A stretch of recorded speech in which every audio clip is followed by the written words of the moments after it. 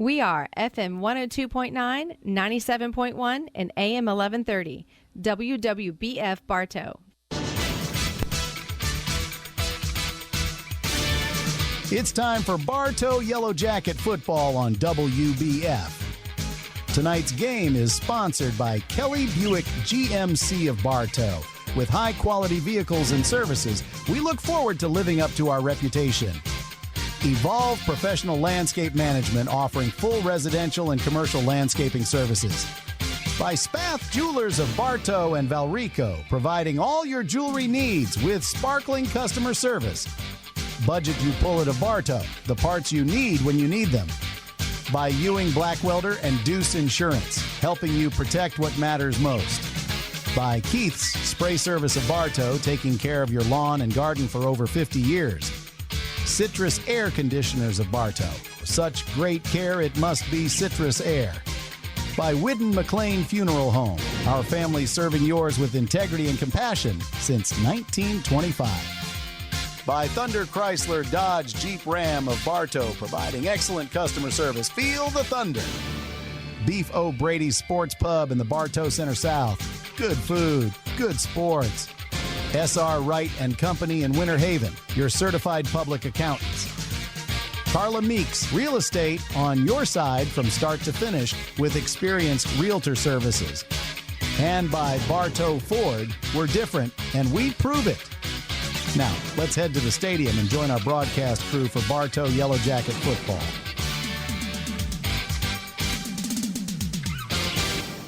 Right now, that's the east side of the stadium, and the visitor side where we are. We love being with the fans, Bruce. Yes. We're on the west side of the stadium, so the sun, like Bruce said, is 2 hours back. So we anticipate that to go down. But it's a gorgeous night here in North Naples, we'll call it, to take on the Sharks tonight. Gulf Coast High School, as we mentioned, is 1-0. Bartow is 0-1 on the year. When we come back, we'll take a look. Oh, Andy. Did I get Andy's thoughts? No, you forgot about Andy. I'm sorry, and my apologies. First of all, we need to thank Andy for the terrific Uber ride we had down here. It was awesome. Mike, you've seen that new truck. I did. It's a beautiful. It rides really great. Andy? It does ride. It rides like a Cadillac. Stop talking about that and talk about football. I'm just looking at the field. I can't understand why they put the home team on the sun side.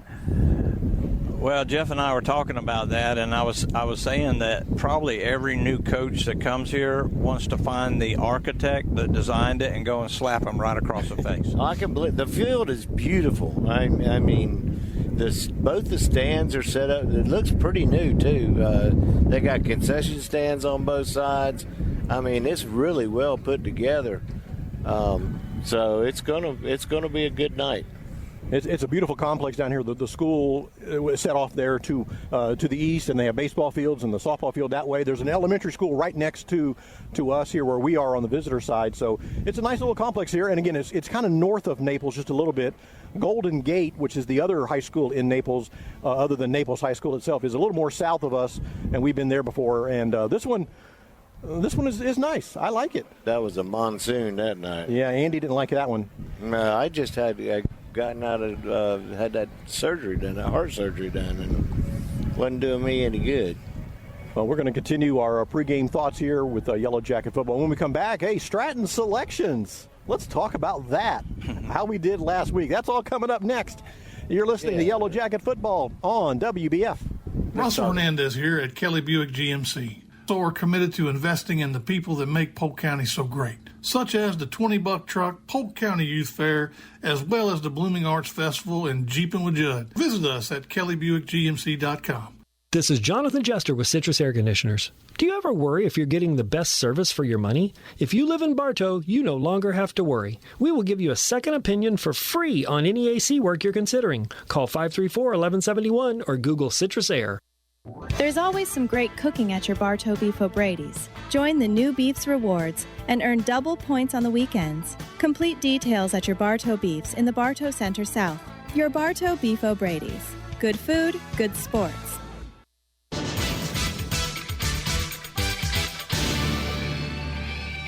Rivalry right there. Welcome back to Bartow Yellow Jacket football here on WBF. We are in Gulf Coast High School tonight as the Yellow Jackets take on the Sharks. This is one of two Sharks this year, Bruce. A little later on in the year, we have a district game with the Riverview Sharks. And that's also just thrilling. That's really okay. Well, how about this? Maybe you'll like this one. We also have 2 Hornets this year. Yeah, we talked about that one last week. Bishop, and Haines City. Okay, anyway, Stratton Selections, everybody's favorite part of the show. Michael Ayers. Yes, sir. 10-5 last week, brother. Oh, that's not good. Andy Edmond, 10-5 last week. Bruce Edmond, 12-3. And yours truly, Jeff House, 13-2.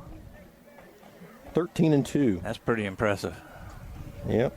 My big win last week was Winter Haven.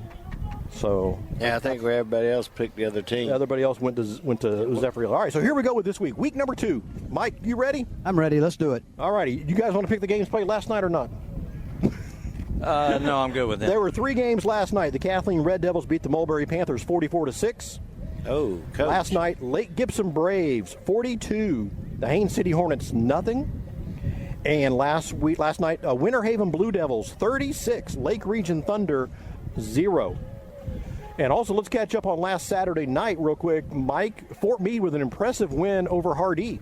Man, I'm going to tell you right now. So I was fortunate enough to go to that game last weekend, and I'm going to tell you, Fort Meade's stout. They've come to. I mean, they don't have a lot of players, right? But they have come together as a complete team. To watch them Saturday night, they were able to run the ball. They were able to pass the ball. I think they've got a little more going than what I give them this year. That's good news. Well, congratulations on Fort Meade. All righty, here we go. Week number 2. Everybody ready? Yep. Yes, sir. The Orlando Eastland Christian Hurricanes visit Winter Haven to take on All Saints Academy. What's the record? All Saints is 1-0. Eastland is 0-1. I'll go with All Saints. I'm going All Saints as well. I'll go All Saints. Yeah, but Eastland's one of those Orlando teams. I'm going out of town, guys. I'm going to go out on a limb. All right, Mike is going to Orlando. All right, Mike, another team you're probably very familiar with, Fort Myers Canterbury. The Cougars taking on Santa Fe Catholic, the Hawks. That's in Lakeland tonight. That game is. Mike? Santa Fe. Mike's going Santa Fe. Santa Fe. Bruce is going Santa Fe. Andy? Santa Fe. We're all picking the Hawks tonight. Victory Christian, the Storm at 1-0. They're headed to just south of Okeechobee, Moorhaven, to take on the Terriers tonight. What's their record? They're both 1-0. I will pick Victory Christian, the Storm. I'll pick the Polk County team. What do you think, Andy? I can do that. All righty. Mike? Moorhaven. Mike's going Moorhaven. He's staying out of town. I'll go Okeechobee. Yeah, Moorhaven. Bruce going Moorhaven as well. All right. Up next, Frostproof, the Bulldogs.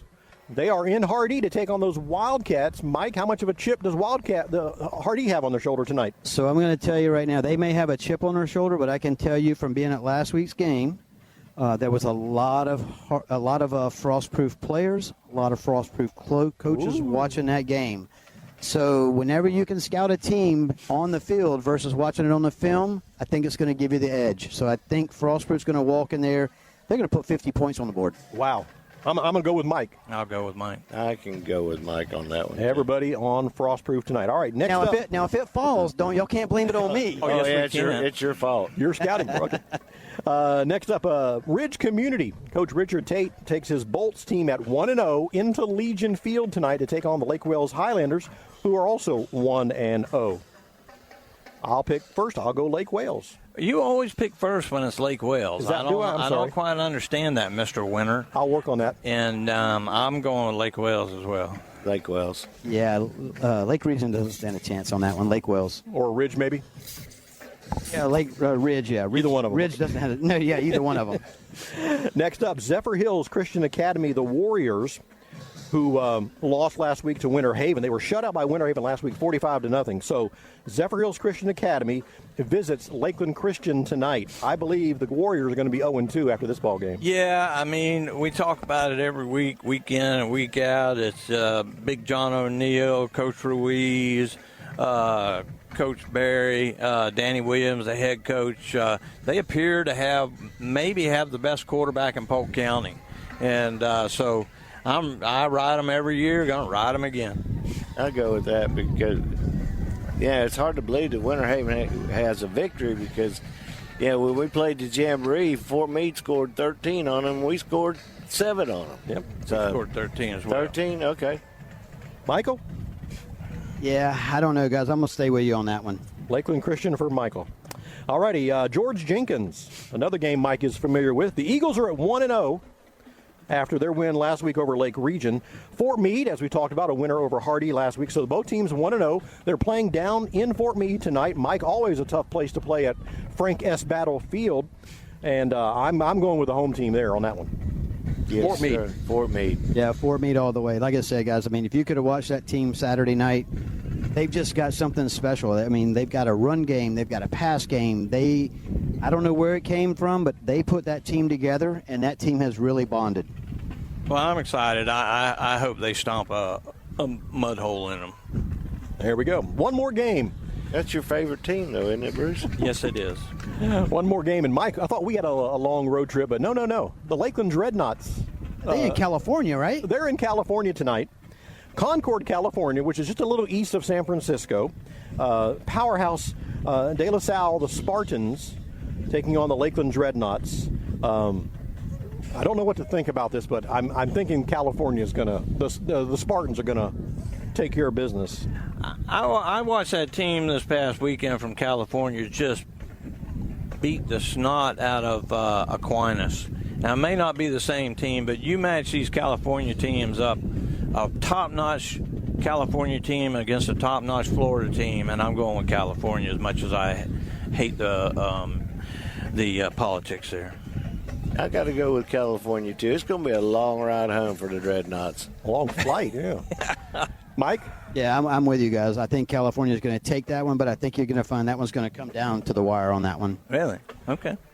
Can you guys talk a little bit? Mike's been busy. Mike's been busy researching. Talk a little bit about the mindset about taking a football team to California. It must be a tremendous experience for the players at their age in high school to take a long trip to see California. I'm sure they spent a couple of days out there doing maybe other things, but that's pretty cool. Yeah, it's 4 hours difference too, so you have to get used to the time zone too. So you can't just fly out on Thursday and play on Friday.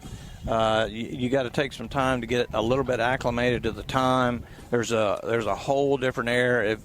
I don't know. It seems like Concord, isn't that where they used to race in California? Wasn't that yes. where the oval track was in Concord, California?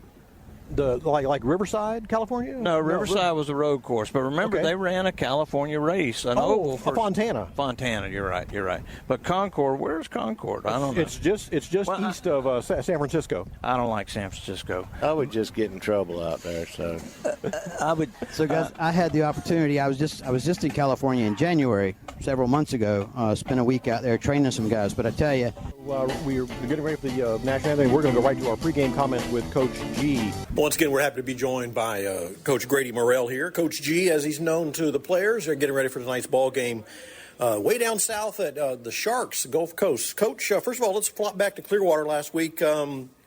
Jackets had some bright moments, but some moments that could be improved. Yeah, man. I think, when it came down to it, man, we got to hone in on the smaller details, the execution portion of it, especially, knowing a little bit more of football IQ plays, whether that's offensively, defensively. And then when times get a little bit tough, we face some adverse situations, though. We got to learn how to come on top on those.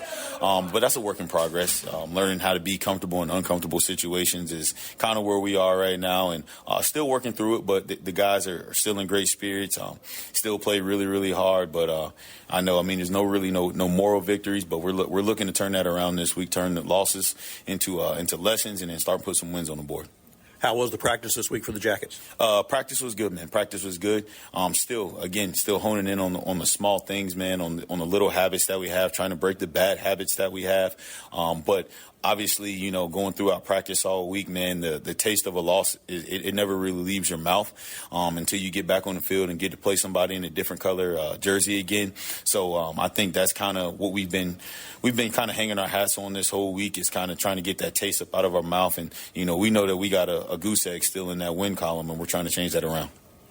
Well, tonight you face the Sharks on their territory down here in Naples. What do you know about them, and how are you going to approach the game tonight? Very respectable ball club, man. Got some guys that can make some things happen. Got some strong kids, some kids that can move some people around. They're very well coached, man. They stay disciplined. They do what they do. So I'm definitely looking forward to playing them, kind of testing our discipline out again, testing our execution out. And I know it's going to be a hard-fought football game because I know they're looking to avenge, their loss that they took to us last year when they came to Bartow. So we just want to go down there and try to handle business and get back to Polk County. Last week, Coach, had a few injuries to deal with. How are we on the injury front? Man, injuries are injuries. It's part of football. I would love to say, we could use this guy or use this guy or that guy going into this week. But fact of the matter is they're not playing. I got a couple guys that are some of my key guys that are out this week, but never any excuses. We don't need any. Next man up, just got to make sure, we prepare the right way and go out and execute. Coach, has anything surprised you about your team in the first week here? Oh yeah, definitely. There's a couple young guys, man, that we've had that have really stepped up. One of those kids, man, bright spot right now is Jonas Metellus, 10th grade running back, man, that kind of burst onto the scene and surprised everybody. Kind of got some other guys that are stepping up right now, and Alex Garcia and Elijah Galva. Also some young guys in the secondary that not a lot of people knew about, but they will know about them. Linebacking core still very young too. Jacob Richardson, where's number 19 out there. One of those kids, man, that just goes and gets it done. And then, the strong point of our defense is what we still hanging our hat on. They're continuing to get better as our defensive line. But one guy that's really sticking out to me, he'll be a captain tonight, and that's Carl Thomas. Where's number 15? Yes, sir. Where's number 15? Well, Coach, good luck tonight against the Sharks, and bring home a W for the Yellow Jackets. Well, before we leave, though, do you do college picks? Oh, yeah. I'm definitely a college guy, man. Can I throw one at you? Oh, definitely. Alabama's playing FSU, right? Right. Who you got in that one? Oh, man, I just was talking to my guys about this a little bit ago, man. I think FSU's got a better ball club than what people give them credit for right now. Alabama's still under, wouldn't say new coaching, but a new era right now. So got a new quarterback in the Simpson kid. So I'm going to go with Alabama, but a narrow margin, probably about 10 points. And, of course, I think there's a big game on Sunday, right? Miami plays Notre Dame? Yes, sir. Yes, sir. What you got yes, in sir. that? Oh, man. I'm going to go with the Canes, man. I'm going to go with the Canes. I think the Canes got a lot of momentum coming off of last season with Cam Ward and those guys. So, I know Notre Dame is a great ball club. I love Marcus Freeman. Go Buckeyes. Great head coach on that side. But I think the Canes they've done their job right now over the summertime and going into the fall, and I think the Canes got the edge on this one. All right. Coach, good luck tonight. Thanks for talking with us. Thank you, man. I appreciate it. Stand by. Kickoff is next from Gulf Coast High School. You're listening to Yellow Jacket Football on WBF.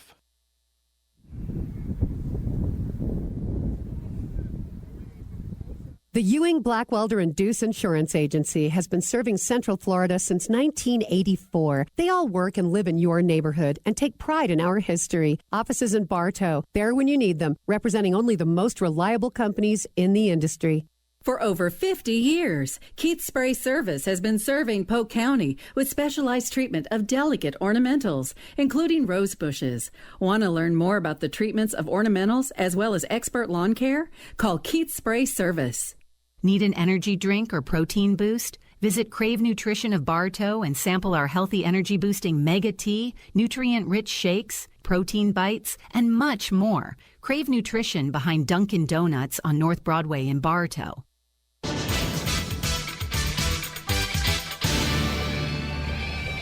Welcome back to Bartow Yellow Jacket Football, getting ready for kickoff tonight's matchup with the Gulf Coast Sharks. We're talking about road trips the Yellow Jackets have taken. Bruce, how can we forget? Volleyball team went to Alaska. Yeah. Our buddy Neil Duncan reminded us. The great Neil Duncan chimed in very quickly, and I mean in like all caps. He was like on it. And I'm like, excuse me, Mr. Duncan, I will make sure. But no, that was a really cool gig what they did a few years ago with the volleyball team that went to Alaska. That's a cool deal. And, anytime you can go to Alaska. Yeah. I would love to go to Alaska, but I can't afford it. So, Neil, you want to put me a ticket together, I'm gone, baby. I might go next year. We got a buddy of mine's going on a 10-day cruise. Oh, yeah? Yeah. Nice, buddy. Go salmon fishing. No, I'm going to pay for it myself. Oh, okay. Well, both teams have made their way onto the field. We're getting ready for the coin toss at the middle of the field. Bartow, as we mentioned, in their orange pants tonight, their white tops, and their orange helmets. On the other side, the home team, the Gulf Coast Sharks, black pants. Got like a teal color, Bruce, for their jerseys. Jacksonville Jaguar. There you go. Yep, absolutely. And black helmets for the Sharks tonight. The Sharks are 1-0. Bartow is 0-1 on the young season. Bartow lost the home opener last week to Clearwater. The Sharks, they beat Port Charlotte last week in their opener as well. As we mentioned, the field here at Shark Stadium runs north and south. It's an artificial turf. It has play clocks in both ends of the end zones, which is very nice. And Bruce, captains for the Yellow Jackets? Be Jacoby Terry. Terry, Carl Thomas, and Messiah Borders. And I noticed that Josiah Battle and Josiah White are not dressed tonight, guys. We're definitely going to miss those on the defensive side of the ball. Yeah, they're big time. But you see number 15 out there, Carl Thomas. That's one of the players that Coach G mentioned in his interview that has stepped up. He had a really good game last week, so now he gets to be on the field for the coin toss as one of the captains. So he gets rewarded for his efforts, and we look for big. He's a big ball player. Yeah, we were talking about that a little bit. That coming up here, that you can practice, but until you get into that true game time, that true game situation, that's when you might throw somebody in and find that diamond in the rough. And they certainly, whether they had him penciled in or what have you, he definitely earned a starting position. Would the other two young men get hurt or something? Probably some bumps and bruises, yeah. I didn't notice anything bad last week, Mike, but you never know. Something could have happened at practice, could be a little discipline thing. I don't know. That's true. I didn't even think about that. Yeah, absolutely, guys. I mean, not only do you just go down during a game, but something you could twist the ankle just right at practice or something and go down. And just to be on the safe side, air of caution. You keep that thing wrapped up. Maybe you hold them out for a game or so. Yes.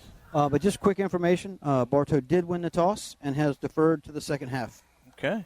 So Yellow Jacket defense will be on the field first to see what this Gulf Coast offense can do in the ball game. Beautiful breeze blowing right now. It's very nice as the sun has reached behind the trees. Yeah, we're now in the shade here on the west side of the stadium. We're in the visitor side here at Shark Stadium. Yellow Jackets ready to kick off, and that's going to be big number 16. To do the kicking, we saw him a lot last week. Brentley Meyer played a little defensive end at points too. He plays defensive end. I think we saw him at safety a couple of times. He just kind of Mr. All Around, and we'll take him. Jacob Nolan is back deep to receive for the Sharks. Standing right about his 5-yard line. Mike, if there's a breeze, it's to the back of the Jackets right now. It is. But I tell you guys, I know this is week 2, but really you count Kickoff Classic week 3. This is probably the best night we've had so far.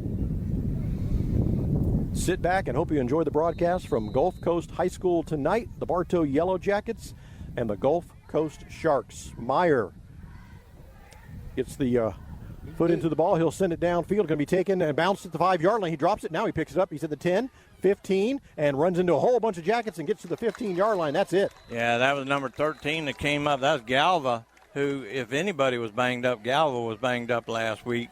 And he comes in and gets him around the leg and then allows 2 or 3 other Jackets to just crush him. Bruce, the word this week at Yellow Jacket practice was just one word: hydrate, hydrate, hydrate. Yeah. There was so much cramping going on last week, Jeff. On both sides of the ball. Yeah, but we're only worried about us. And we talked about it last week, so I agree. 1st and 10 for the Sharks. Michael Hope is the quarterback. He's a sophomore listed here on the program. Wears number 9, big 6'2", 195 pounds. 1st and 10 for the Sharks from their own 15-yard line. He will hand it off. Up the middle goes the running back, and he's going to push forward, pick up about 4 yards on the play. Looks like big number 0, Stacy in on the first tackle of the game. Altine, the running back. Quickly to the line of scrimmage are the Sharks, 2nd and 6. Hope in the shotgun. 2 receivers to the left, 2 receivers to the right. Working from your right to your left across your radio dial. Hope calling for the ball. And is going to shift one player around. They do have the game clock, so they do have that they can be looking at. Here's the snap. Handoff again. That is Altine again. And he's bottled up in the backfield. Messiah Borders there along with a lot of his Yellow Jacket friends to bring him down. Sure was. I got a feeling number 0 and number 0 getting off along with number... Is that 98? 98, Harden. Carmelo Harden. 3rd and 6 now for the Sharks from the 20-yard line. He's a good-sized young man, too. And just a sophomore is number 98 for the Yellow Jackets. Yeah, I would watch this tight end that's sitting in this wing position. I would watch him on something right here, and I'd dial up a blitz if I was Bartow. Quarterback Hope, he'll roll out to his left, looking, throws, and it's going to be almost picked off. The Jackets had a hand on it. It falls incomplete. Yeah, the tight end comes out into the flat, and then the receiver's a little bit further downfield. Well, the safety, the corner, he takes the tight end, and then the safety comes up and almost has a pick with a good coverage there. If he'd have been about 6 inches taller, he'd have got that ball. That's going to put Rodriguez for the Sharks into punt formation. Galva will stand at midfield, right on the big Shark logo at midfield. 4th and 6 for the Sharks from their own 20-yard line. Here's the snap. It's a good one. The kick is away. Low line drive kick. It's going to bounce. Nope. Oh, Galva bobbles it. Galva bobbles it, and the Sharks are going to recover. What a big mistake there. You got to come. If you're going to come catch that ball, you got to come all the way to it. You can't catch that ball down below your knees. Yeah, that was Borders. That was Borders. Thank you. And actually, he tries to come. He gets a late start on it. He tries to come up and catch it low with his hands. And we talk about you got to catch the ball. You got to catch the ball. But there's some point where you got to back off. Absolutely. And that would have been a better decision on his part. Glad to see the Bartow High School athletic director. Actually, more important, yeah, one of the greatest basketball coaches ever. Terrence McGriff is walking on the sidelines right in front of us. 1st and 10 for the Sharks, following the mishandle of the punt from their own 49-yard line. Altine will carry it across midfield into Yellow Jacket territory to the 49. Jacob Richardson and that's number 17, Caleb Bell, in on the tackle there. Sharks again are quickly to the line of scrimmage. Now they're going to look. Now we got a flag on the play. They're going to have some procedure against the Sharks. They do. What they do is they do one clap, and that's a set. And then everybody turns and looks to the sideline to get the play. It's just like you see in college, where they'll stop and they look to the side. Well, they did that, but obviously that receiver over on the far side, he must have jerked just a little bit. 2nd down and about 13 now. Low snap. Hope's got it. He'll flung it down the sideline over the shoulder, and it's going to be caught. It is a catch at the 20-yard line by the Sharks. Yeah, this team is dialed up, guys. That was a perfect throw.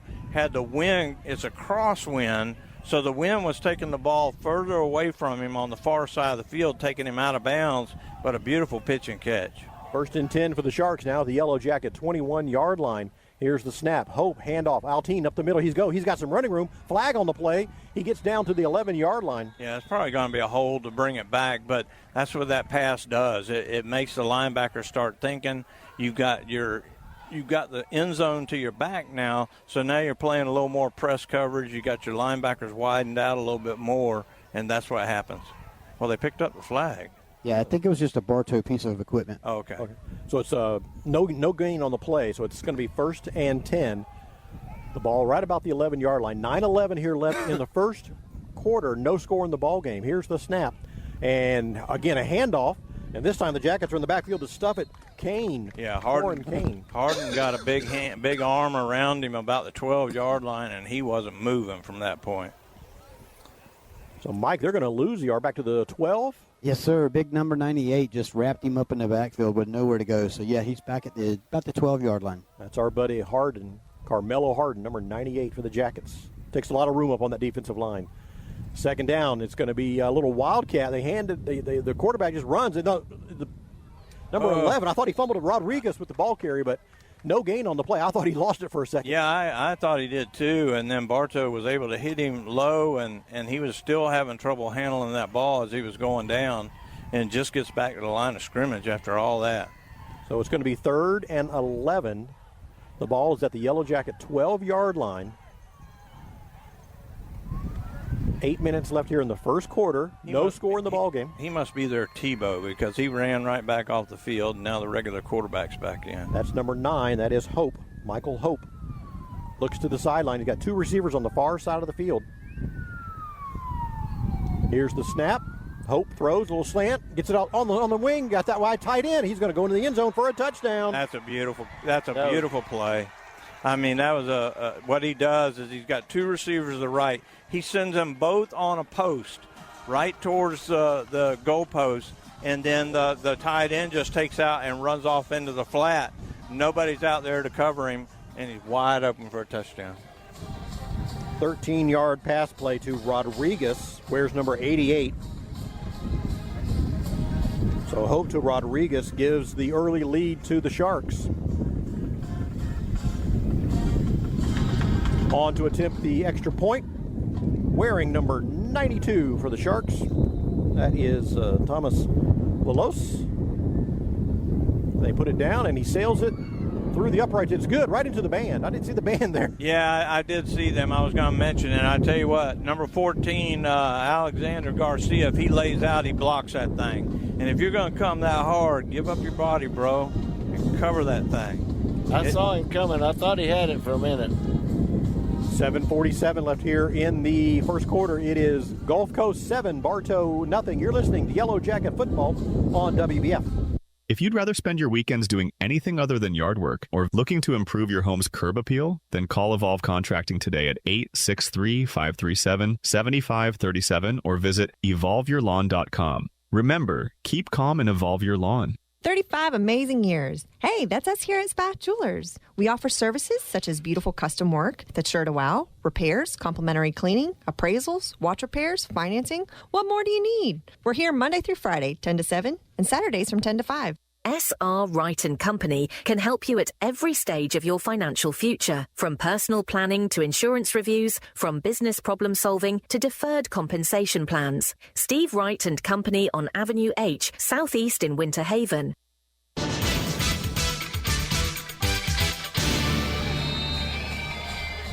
Welcome back to Naples, Florida. We're at Gulf Coast High School tonight as the Yellow Jackets taking on the Sharks. Here's a little pooch kick. And it's going to bounce at the 25-yard line, picked up by the Jackets. At the 30, Galva gets about the 31. So Bartow now with their first offensive possession of the ball game, down 7-0. Yeah, and a smart job, too. They did the little pooch kick, and nobody was ready for it. And fortunately, smart enough to grab it because that's a live football after it goes 10 yards. Now the offense is coming. Senior quarterback, where's number 9 for the Yellow Jackets? Senior quarterback. Browse. Ethan Browse. He's been promoted since the last game. He's going to send 2 receivers to the far side of the field, 2 receivers to the near side of the field. Here's the snap, and it's going to be a quarterback keeper, and he is clobbered at the 29-yard line. Yeah, he is, and you don't want to expose your quarterback like that. You need some blocking out in front of him. That was a read option, and I think as soon as he pulled that ball, he's like, "Oh man, I should have given it." And he'll pat his shoulders on that, and he'll go back and he'll learn. He's a senior, but he's still young and he's still learning this offense. So.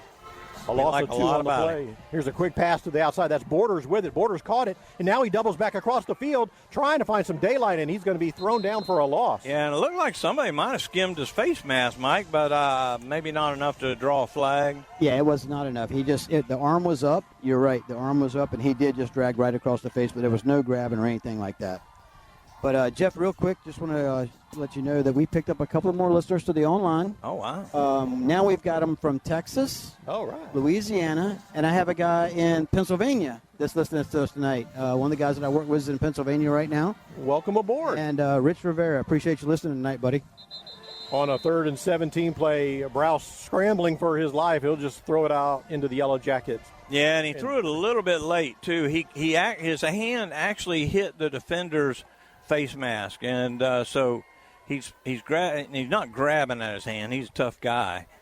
These guys don't grab unless it's really hurt, but I could see where he's really looking at it. It feels like a cut, even though hopefully it's just a sting. So that's going to put Bartow in 4th down territory, 4th and 17. So punting situation, Meyer on to do the kicking. Good snap. Nice low end over end kick. It's going to bounce at the 45-yard line and bounce right up in the air. Jackets are there to down it. And they're going to put it down around the 39-yard line. Another great kick by our punter / kicker / defensive end. Beautiful snap that time. And this is one thing I like. I mean, we talk a lot, guys, and we say, look, that long snapper's got to work. He's got to be working. He's got to be working. And Coach G, I know he's not listening to us or whatever, but their coaching staff, they recognize that, and they worked on it this week, I'll guarantee you, because that was a perfect snap. They just gave them 4 yards from the spot where they downed the football. Well, I think because his body was over the ball, it may have grazed him right there. Oh, okay. But he should have thrown the little beanbag. Beanbag. So 1st and 10 for the Sharks at the 39. And we also want to say hi and shout out to a fellow broadcaster, voice of Yellow Jacket basketball, John Bodie, co-host on the Shopper, Denise Bodie. They're listening tonight. Want to say hi to them this evening as well. Yeah, I listened to you and Denise rocking and rolling this morning, and y'all should have had some music playing in the background. That was pretty cool. And John, the voice of Yellow Jacket basketball, and he's pretty good. Mike, Yes. You got your dancing shoes on tonight just in case? 1st and 10 for the Sharks. Quarterback is Hope. Michael He and Hope. his brother Greg, both. Great team. From the 39-yard line, the Sharks are up 7-0. Here's the snap. Handoff. Up the middle goes the running back. That's big number 28. And he's going to get a nice yard at about 5 on the play. Yeah, this is a running team. This is a old school football where you run to set up the pass, and they're going to run first, and they're going to pass off of that. And these linebackers need to be taking care of business. Coming 2nd forward. and 6. There's a handoff up the middle, and the Jackets are in the backfield. That's going to be Stacy, number 0. Yeah, guys, real quick, you were talking about John and Greg Bodie. Man, if you have not listened to a basketball game with those guys, we're very fortunate. We get breaks between downs, right? Those guys are running and gunning the whole game. So if you haven't had a chance to listen to those guys run a basketball game, you need to tune in and listen to them. I don't know how you keep up with that. 3rd and 6. Oh, well, this is what I got to say. Somebody asked me if you're going to do basketball. I said, I can't talk that fast. No. But to know that the two Bodie brothers, they're like auctioneers, man. They're like, blah, blah, blah, blah, blah, blah, blah, blah, blah, blah, blah. Yep. They can rock and roll. Absolutely. They do an amazing job at it. So there's a flag on the play. It's going to be a procedure call against the Sharks. That'll back them up. About 5 kids moved. Yeah. We apologize. There's a lot of wind. We're on top of the visitor stands here at Shark Stadium, so there might be a breeze blowing. We appreciate the breeze. Oh, yeah. We just hope it doesn't cause too much interference with the microphones. 3rd down and 12. Here's the snap. Hope in the shotgun. He's under pressure, and he's down. He is sacked at the 29-yard line. That's number Carl 15. Thomas. He was a team captain tonight for a reason, and he comes in and gets – that may be his first sack of the season. We don't – it's hard for me to get through a game, much less try to keep a stat. You were the king of stats. He used to do everything on his computer, Andy. Jeff used to do everything. I know. He had everything, and now he just sits here and does play-by-play, and I'm a little disappointed. Andy brought my computer for me, son. 4th down, punting situation for the Sharks. The ball is low, line drive kick, and this time Borders will let it bounce, and it heads down to the 35-yard line where it'll be 1st and 10 for the Jackets. Yeah, I got no issues with that. He could have come up and grabbed it, but two Sharks were within about 10 yards. I think it's best. They're gonna have everybody freeze here for us out. Now they're gonna move it. You can help support the mission of the Bartow Community Service Center by shopping at their thrift store, 495 East Summerlin Street in downtown Bartow. Help us be epic, empowering people and inspiring change. The Bartow Community Service Center thrift store. Next time you're in, say hi to Rusty and the gang for us. What was the flag, guys? I don't think there was a flag. I think there was... Why is it coming all the way back to the 25? Oh, maybe there was. Yeah, there's something. White hadn't said. They marched it off to the Yellow Jacket 25-yard line. He would be showing the home side the penalty, so I don't know. I wasn't paying attention. Here's the snap. Handoff up the middle goes the Yellow Jacket running back. No gain on the play. It'll be second down and about 10. Yeah, according to where they downed the ball and where they spotted it at, that was about 15 yards, so it had to have been a personal foul or something. Metellus, the ball carrier there. Second and 10 for the Yellow Jackets. Bartow trails in the ball game 7-0. 4 minutes left here in the first quarter. Got a new quarterback. New quarterback in the ball game. Here's the snap up the middle, across the 25 to about the 27. I've never in my life seen number 90 as a quarterback before, and I wonder if Broach hurt his hand more than what I suspected. Jameer Wallace. I don't see anybody working on him, but he doesn't have his helmet on, so obviously they're going to let him run the series or at least a few plays. 90. That's cool. Went from 9 to 90. Wallace in the shotgun. Here's the snap. They fake it. Wallace will toss sweep it, and the Sharks are all over that. They catch the ball carrier in the backfield. Another loss on the play. Yeah, that was a speed option right there, guys. And on the speed option, you're reading the defensive end, and if he comes down, you pitch. If he comes towards you, you pitch right away. And if he comes downhill, you just squeeze it outside.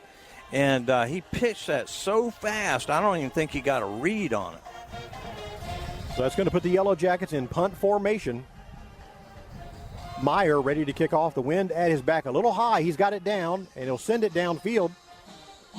The receiver will pick it up at the 44-yard line, breaks one tackle, stutter steps, crosses midfield, and down at the Yellow Jacket 49.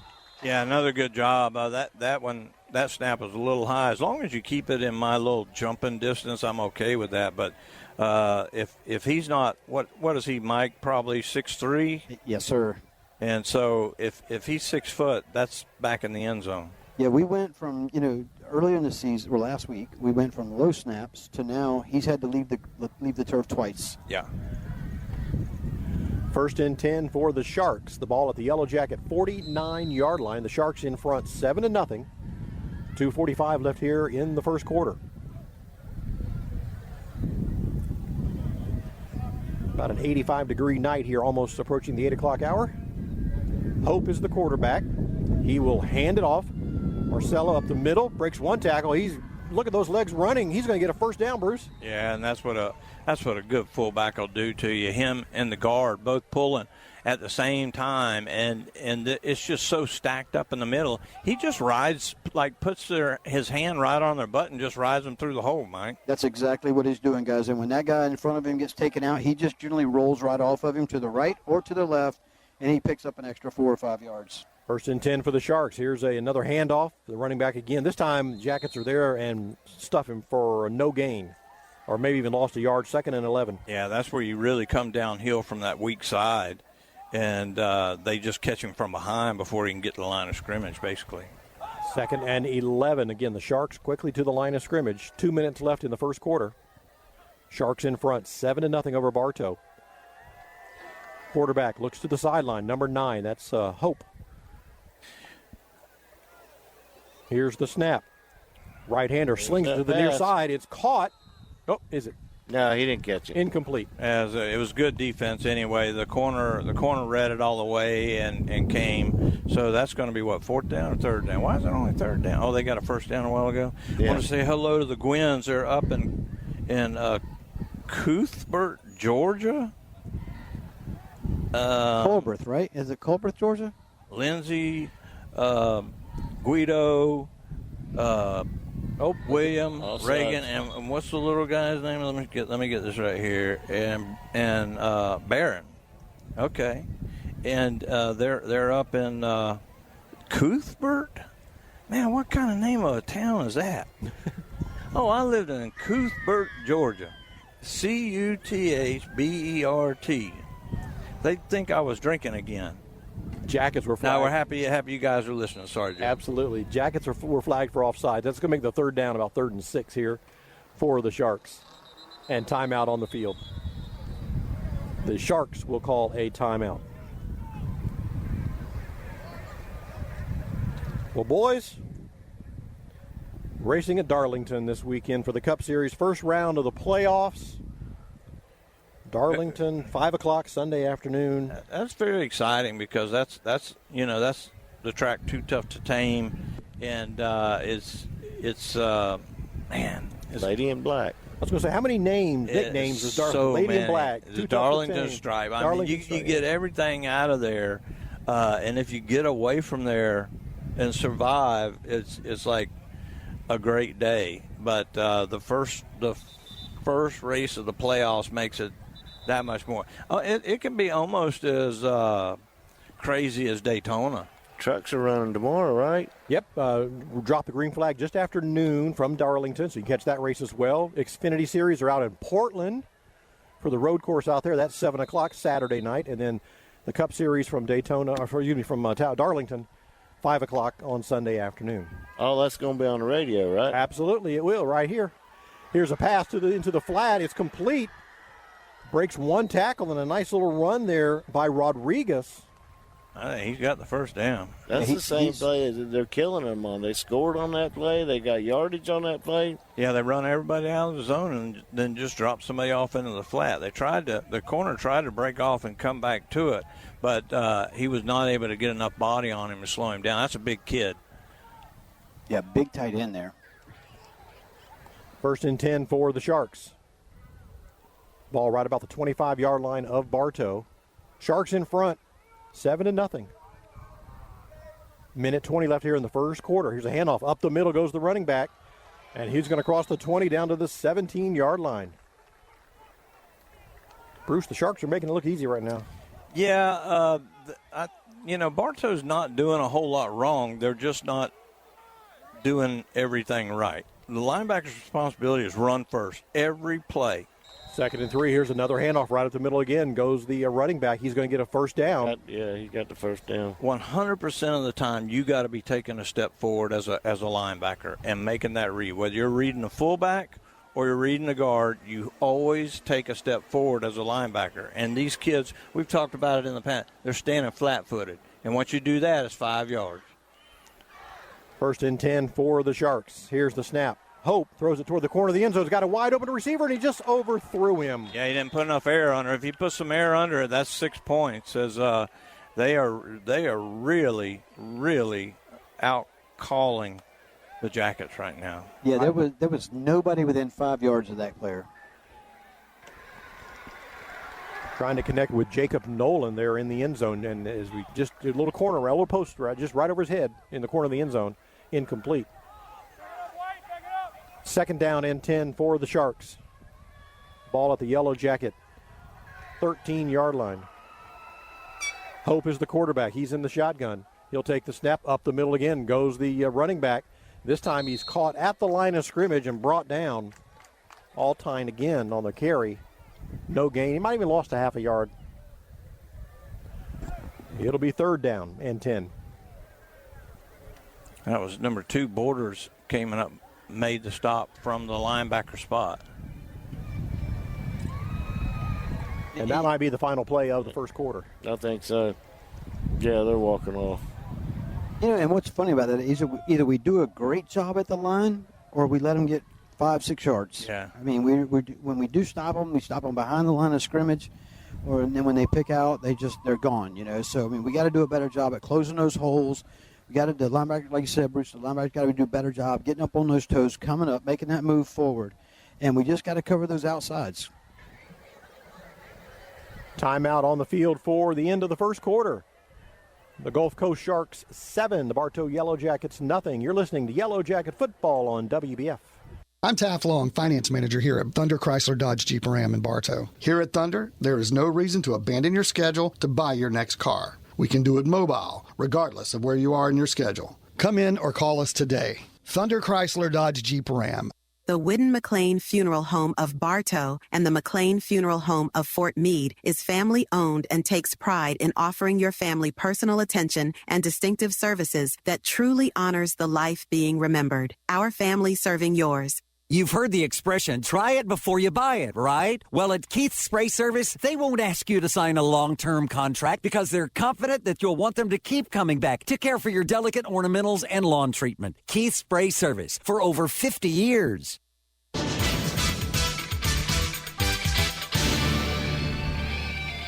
Welcome back to Gulf Coast High School here in Naples. It's a 3rd and 10 for the Sharks. They're at the Yellow Jacket 13-yard line. They do a handoff again. Right up the middle they go. That's been their bread and butter so far in this ball game. They're going to gain of about 2 yards. It'll be 4th down. They're going to kick it. They got a little tiny either holder or kicker. That's number 92. He's the kicker. He did the extra point. Got the breeze at his back now. Velos. What Thomas. is he? 5 foot on a ladder, Mike? Yeah. Man, he may be about my height. Maybe he's 5'6". Come on. Sorry. Okay, the program says 5'6", Mike. He's on the money. So now I know exactly what I'd look like out there, right, guys? The littlest one on the team. No. So put it down to the 18, a 28-yard field goal attempt. With the wind behind him, he sails it up, and boy, he nailed it. Right into the tailgaters down there. Mm-hmm. Yeah, what a leg. So it's a 10-0 lead now for the Sharks. 28-yard field goal. Did you see Martin, the kicking machine's son kicking yes. for the Bulls last night? I did. What a game that was, too, right? It really shocks me. But, when Boise lost, what's his name, Gentry, the running back? Yes. That was 60% of their offense last year, guys. And when you lose somebody that big, that's hard to replace. I don't care if you bring 21 players back. You lose that cat, and you've lost a lot. It's kind of an interesting setup there in the end zone there where they just did the field goal. Yeah. You got a lot of chairs. It's tailgating. Yeah, is what exactly. It is. I thought your words were great. It looks kind of cool out there. 10-0 is your score. The Sharks here come are our cheerleaders. Andy, there are cheerleaders. Yay! Yeah, I thought I saw the bus drive up a minute ago. How could they be late? Well, they're girls and guys, but it's a if you got a bunch of team. girls like that.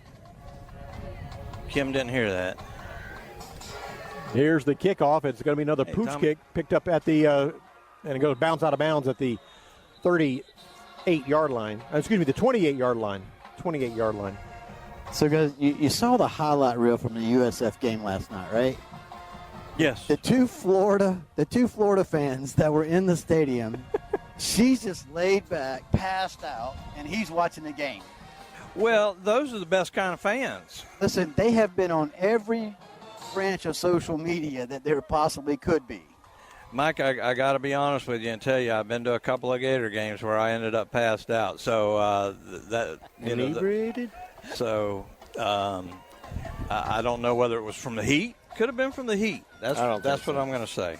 Well, the kick went out of bounds before it was touched by a Yellow Jacket, so that's a procedure call against the Sharks to give Bartow a free 5 yards. So, Andy, they're going to put the ball down about the 35-yard line. 35-yard line, yes, sir. 1st and 10 for the Yellow Jackets. Browse back in the ball game, number 9. He was out the last series with a potential hand injury, so he's back in the ball game now. 2 receivers to the left, 2 receivers to the right.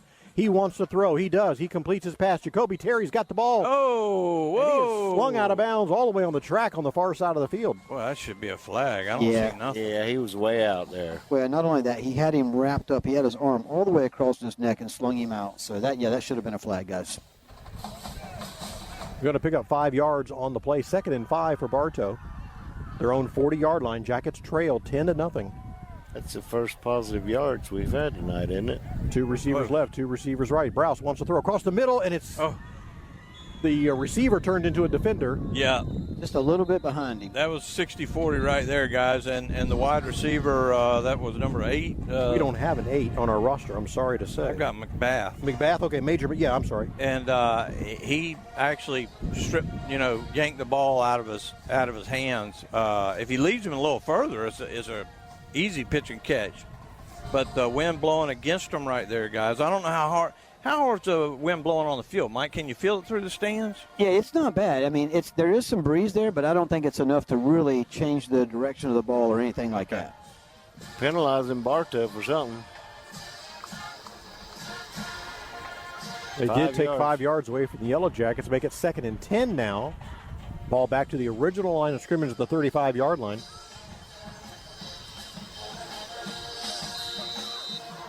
Three receivers on the near side of the field for Bartow. Browse wants to throw. He does. Single receiver on the far side of the field, pushing and shoving, Flag. and there's a flag.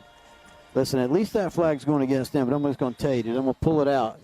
Listen, if they got paid by the number of flags they throw, they could retire by the third quarter, right?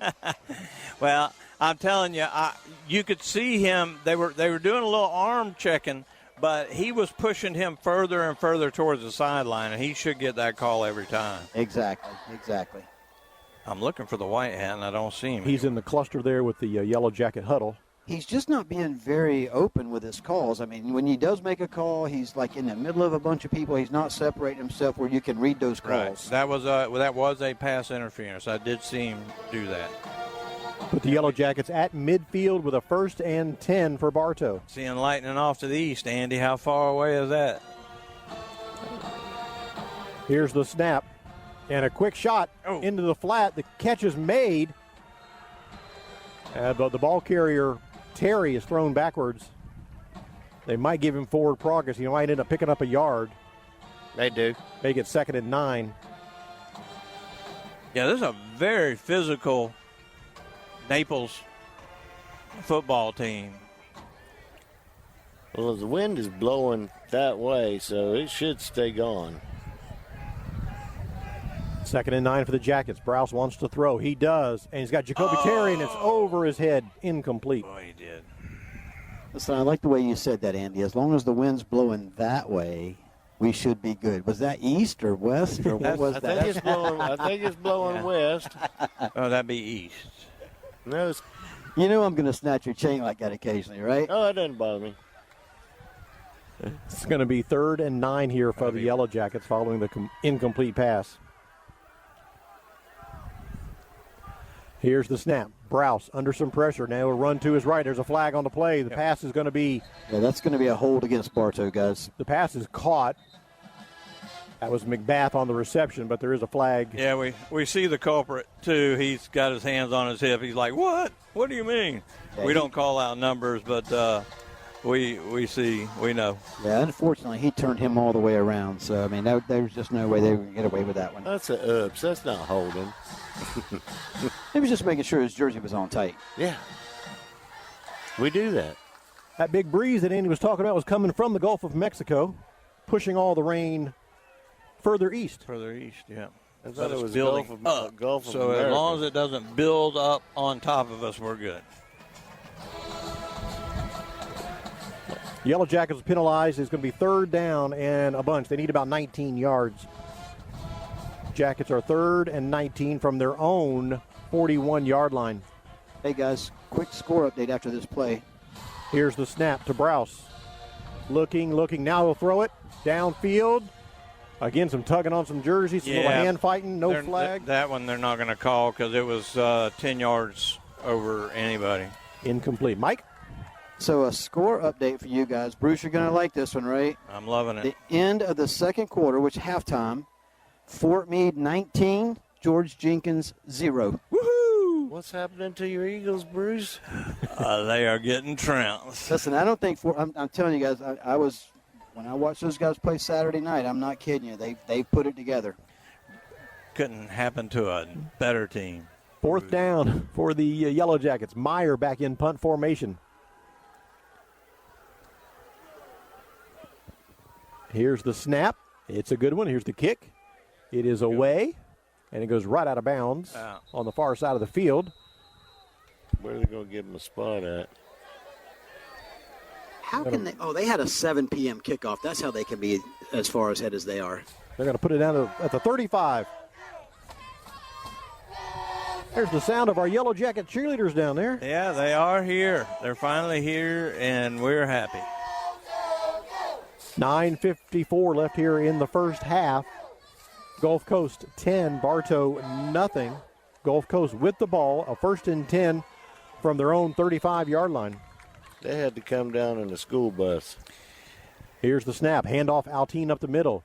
And he runs right into a whole lot of Jackets. He'll maybe pick up 2. 2nd and 8. Looks like they were trying to strip that ball a little bit, man. They were. Is that number? That's number 6. That's Bryce Cheney. Yeah. And I mean, he was ripping at that ball. He was tugging on it. 2nd and 8 here for the Sharks. They're in front, 10-0. 9 minutes left here in the first half. Here's the pass is from Hope. Hope's got his man on there. That's Rodriguez. Sidesteps one man, still on his feet, and he'll get down to the 45-yard line, very close to a Shark first down. Yeah, that was just a great pitch and catch as the corner thought he was running out, and he just turned around and did a little curl, or what we used to call in the old days what you call a button hook, and he just 180s it, and the ball's waiting on him. He did get a first down too. 1st and 10 for the Sharks. Ball at their own 45-yard line. Hope is the quarterback. He wears number 9. Here's the snap, and he hands off. Alteen up the middle he goes. He's going to run off another 6 or 7 yards. 2nd down, and he maybe gets 8. Yeah, it's hard for me to see what was going on there, guys, but whoever's calling these plays is pretty good. Quickly to the line of scrimmage, 3rd and 3 for the Sharks. Again, Alteen up the middle. There he goes. He's got another first down into Jacket territory, all the way down to the 40-yard line. Exact same play, Mike. Exact. Yeah, they're not calling anything special. They're just running the ball off the guard either way, and we're just not closing those holes up. 1st and 10 for the Sharks at the Yellow Jacket 40-yard line. Here's the snap. Again, handoff. Alteen. There he goes again. Crosses the 45, falls forward to the 31. Gets play 9 yards. If those two guys don't get him right there, he's gone. Yeah, and I'm trying to watch these linebackers a little bit because, they're pretty beefed up on the front, but we've got a lot of beef too, and we've got speed to go along with that beef. So Coach G made some great changes in the locker room last week. He's going to have to do that again this week. 2nd and 1 for the Sharks. The ball is at the Bartow 31-yard line. Sharks are already in front, 10-0. 5 seconds left on the play clock. Here's the snap. Hope wants to throw. He does. Into double coverage. Ooh. And it's caught, guys. My goodness. Number 1, Nolan, caught the ball, and then he was tattooed out of bounds at the 10-yard line. Guys, that could not have been any perfect. It was great coverage with the safety coming over who just decleats him when he touches the ball and he holds on to it. He nails him. Well, that's like what you said last week. If you're going to catch it and you're going to lay yourself out like that, you're going to take that hit. So you might as well just go ahead and catch it. Yeah, great point, Mike. I mean, you mentioned that last week. I mean, that's just the way it is. It's you're either going to get up or you're not. 1st and goal for the Sharks. The ball just inside the 10-yard line. Quarterback draw. Hope calls his own number, and Hope goes He's all the in. way in for a touchdown. His legs never stop churning. And, he drug half the line with him. Wow. Yeah. 9-yard touchdown run. He's no small guy himself. I mean, he's pretty stout. So when he gets going, he's going to be a lot to take down. Do want to say hello to David Music, who's listening. Coach Peavy chiming in. Wants to know the Fort Meade score. If you don't know it by now, then we're not telling you. Mulberry, he wants to know about. We have not done any updates, Coach, but we love you. And just because you asked, we're going to do them. They got beat last night, didn't they? Oh, yeah, they did.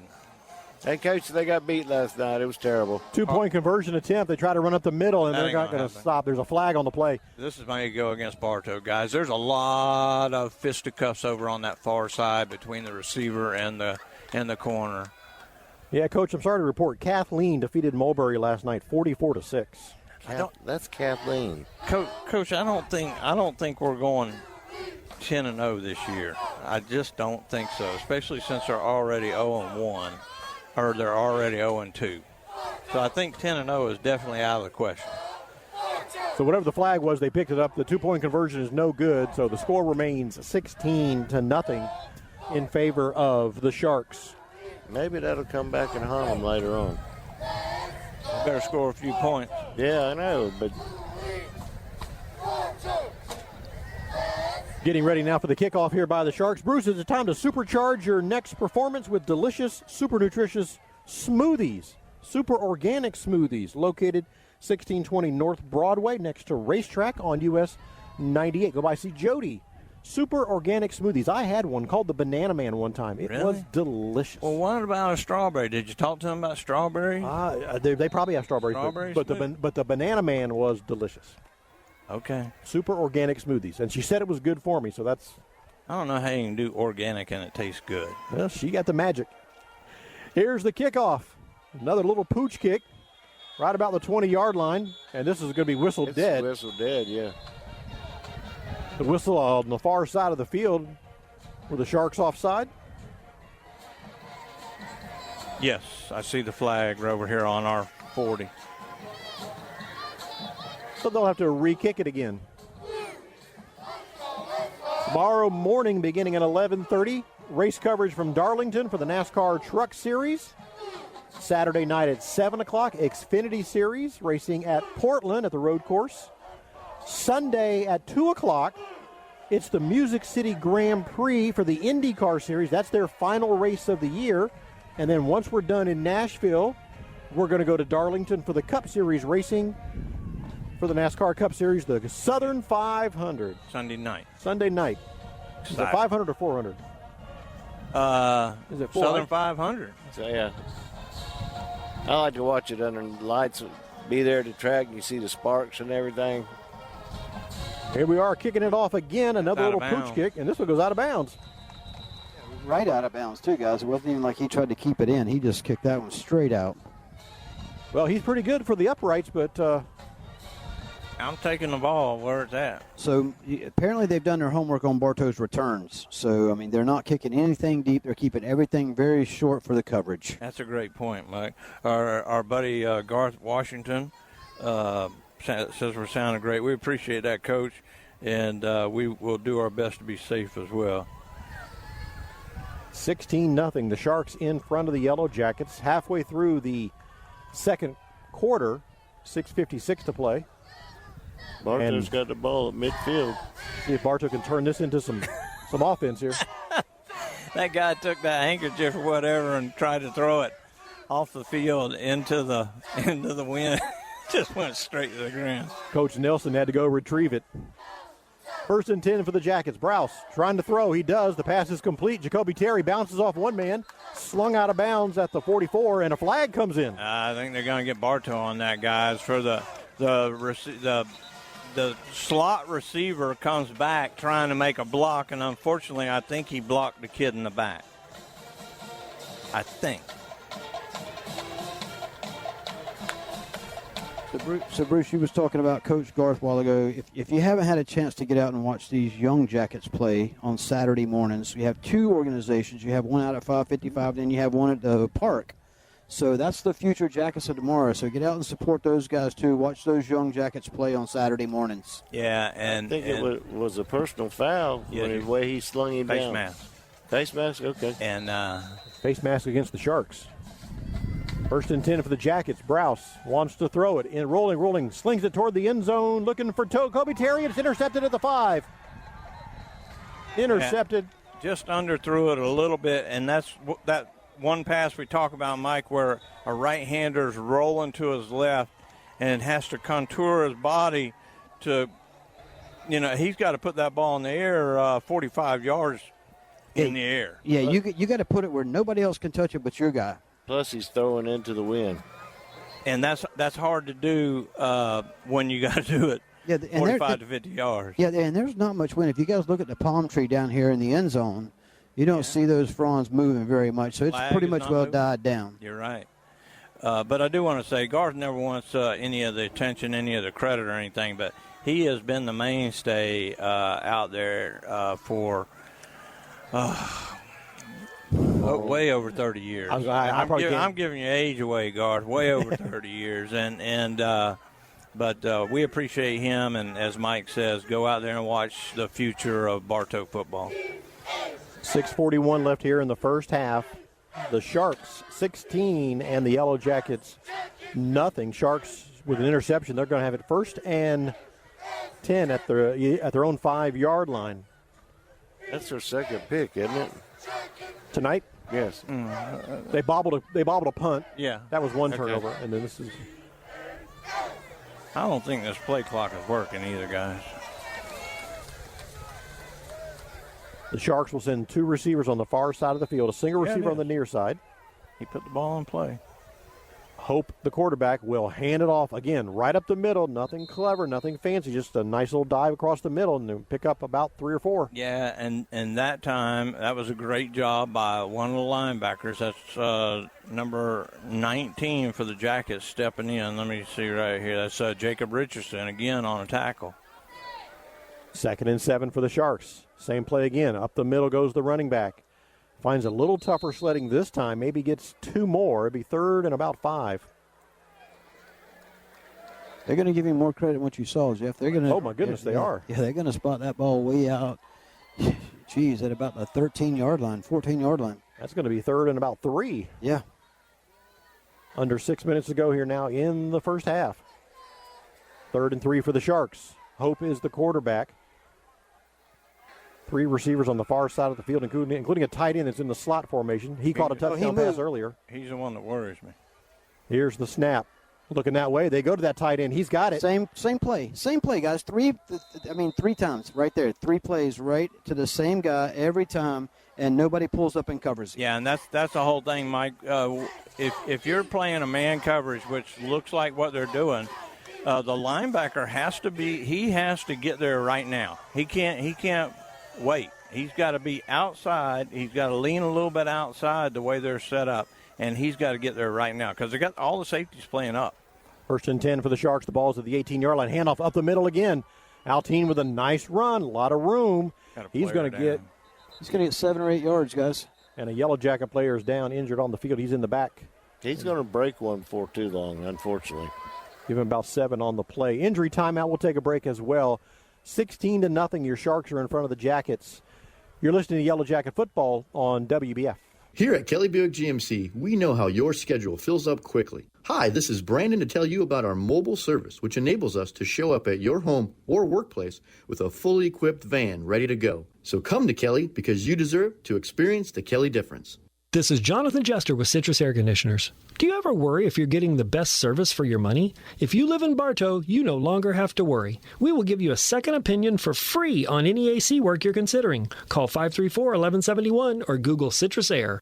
What will it be? A loaded with flavor Philly cheesesteak or a fresh grilled chicken salad? Hungry for chicken wings or maybe a premium blend Angus burger? Whether dining in or taking out, your Bartow Beef O'Brady's in the Bartow Center South. Good food, good sports.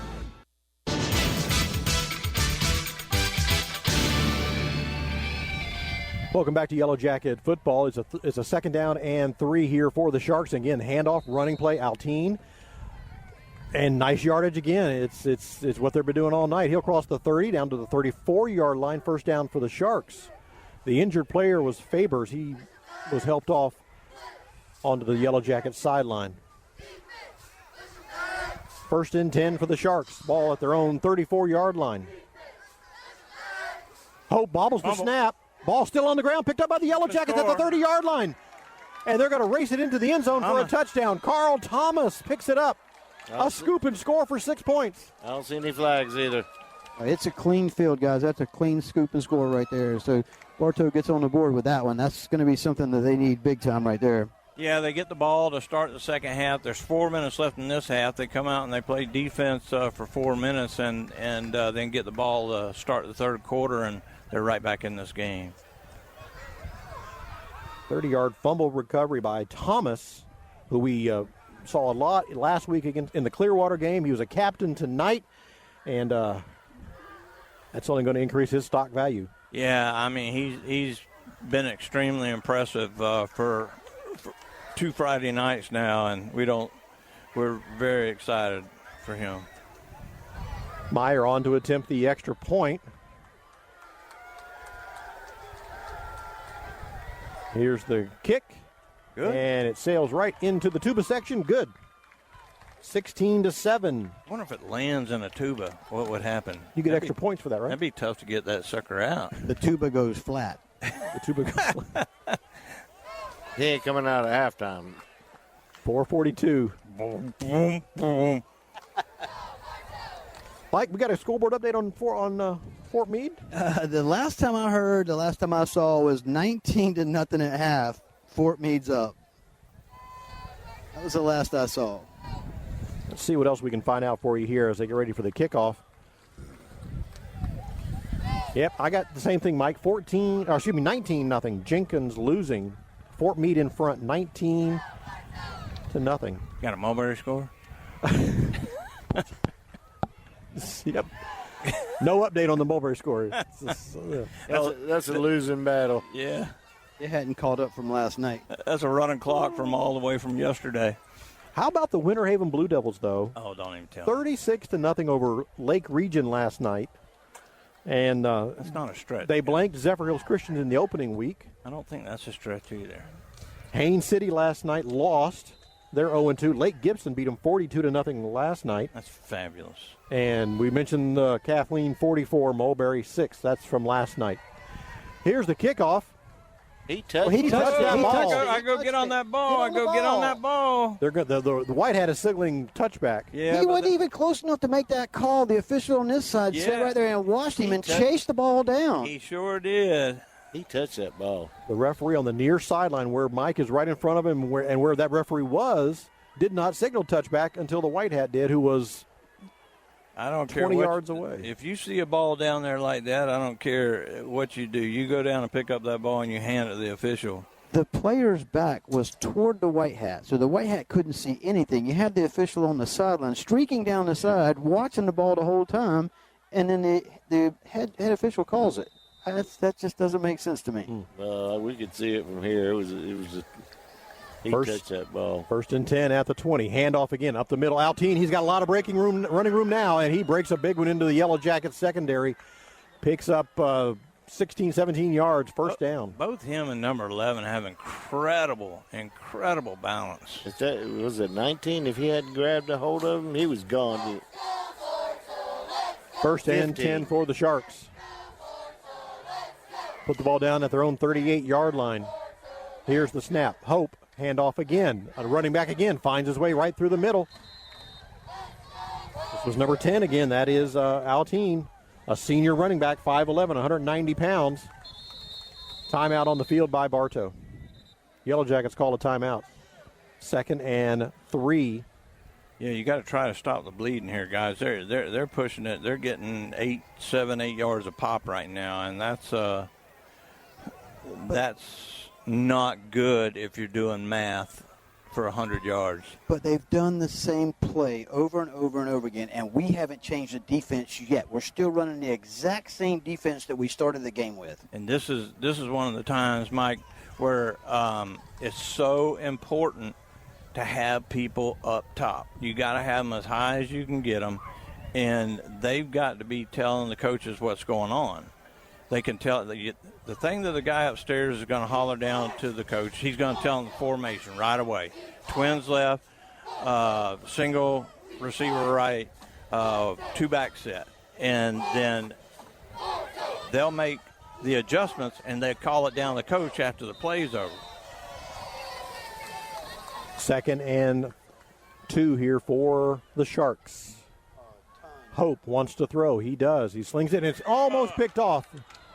The Shark receiver turned into the defender and knocked the ball away. Yeah. From Galva. Yeah, that was Galva, and I think Galva saw 6 points standing right ahead of him and forgot to catch the ball. Stops the clock with 4:09 left here in the first half. Well, maybe they're starting to realize run, pass.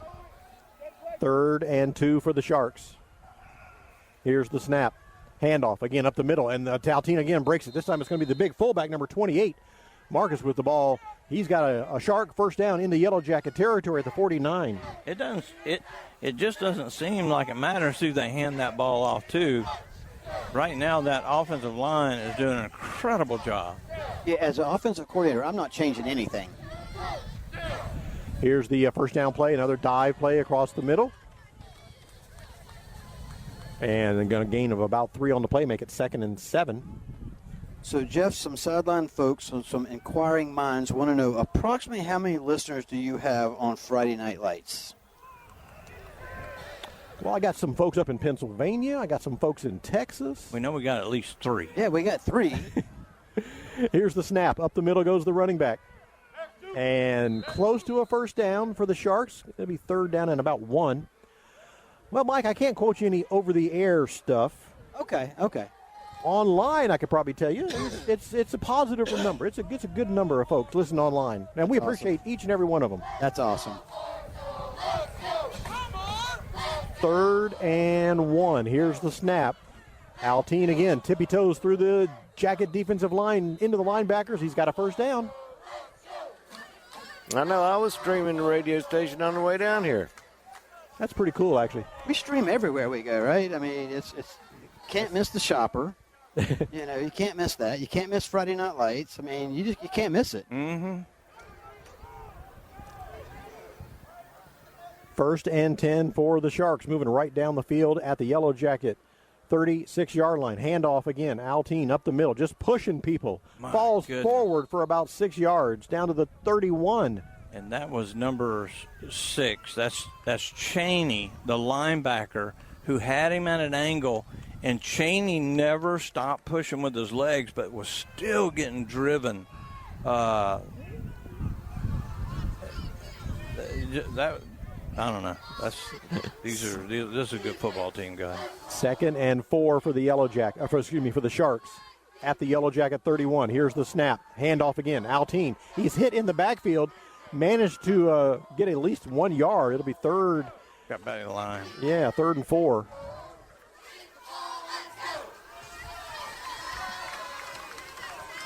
Under 2 minutes to play here in the first half.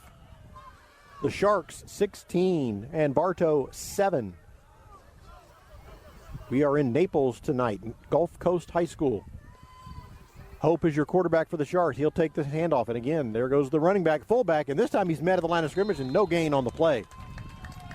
That was Bell. Looks like big number 19. 15 was there again. Thomas. Yeah. Number 90, the quarterback, was Wallace in as well. I mean, that time, a very good job by the Jackets.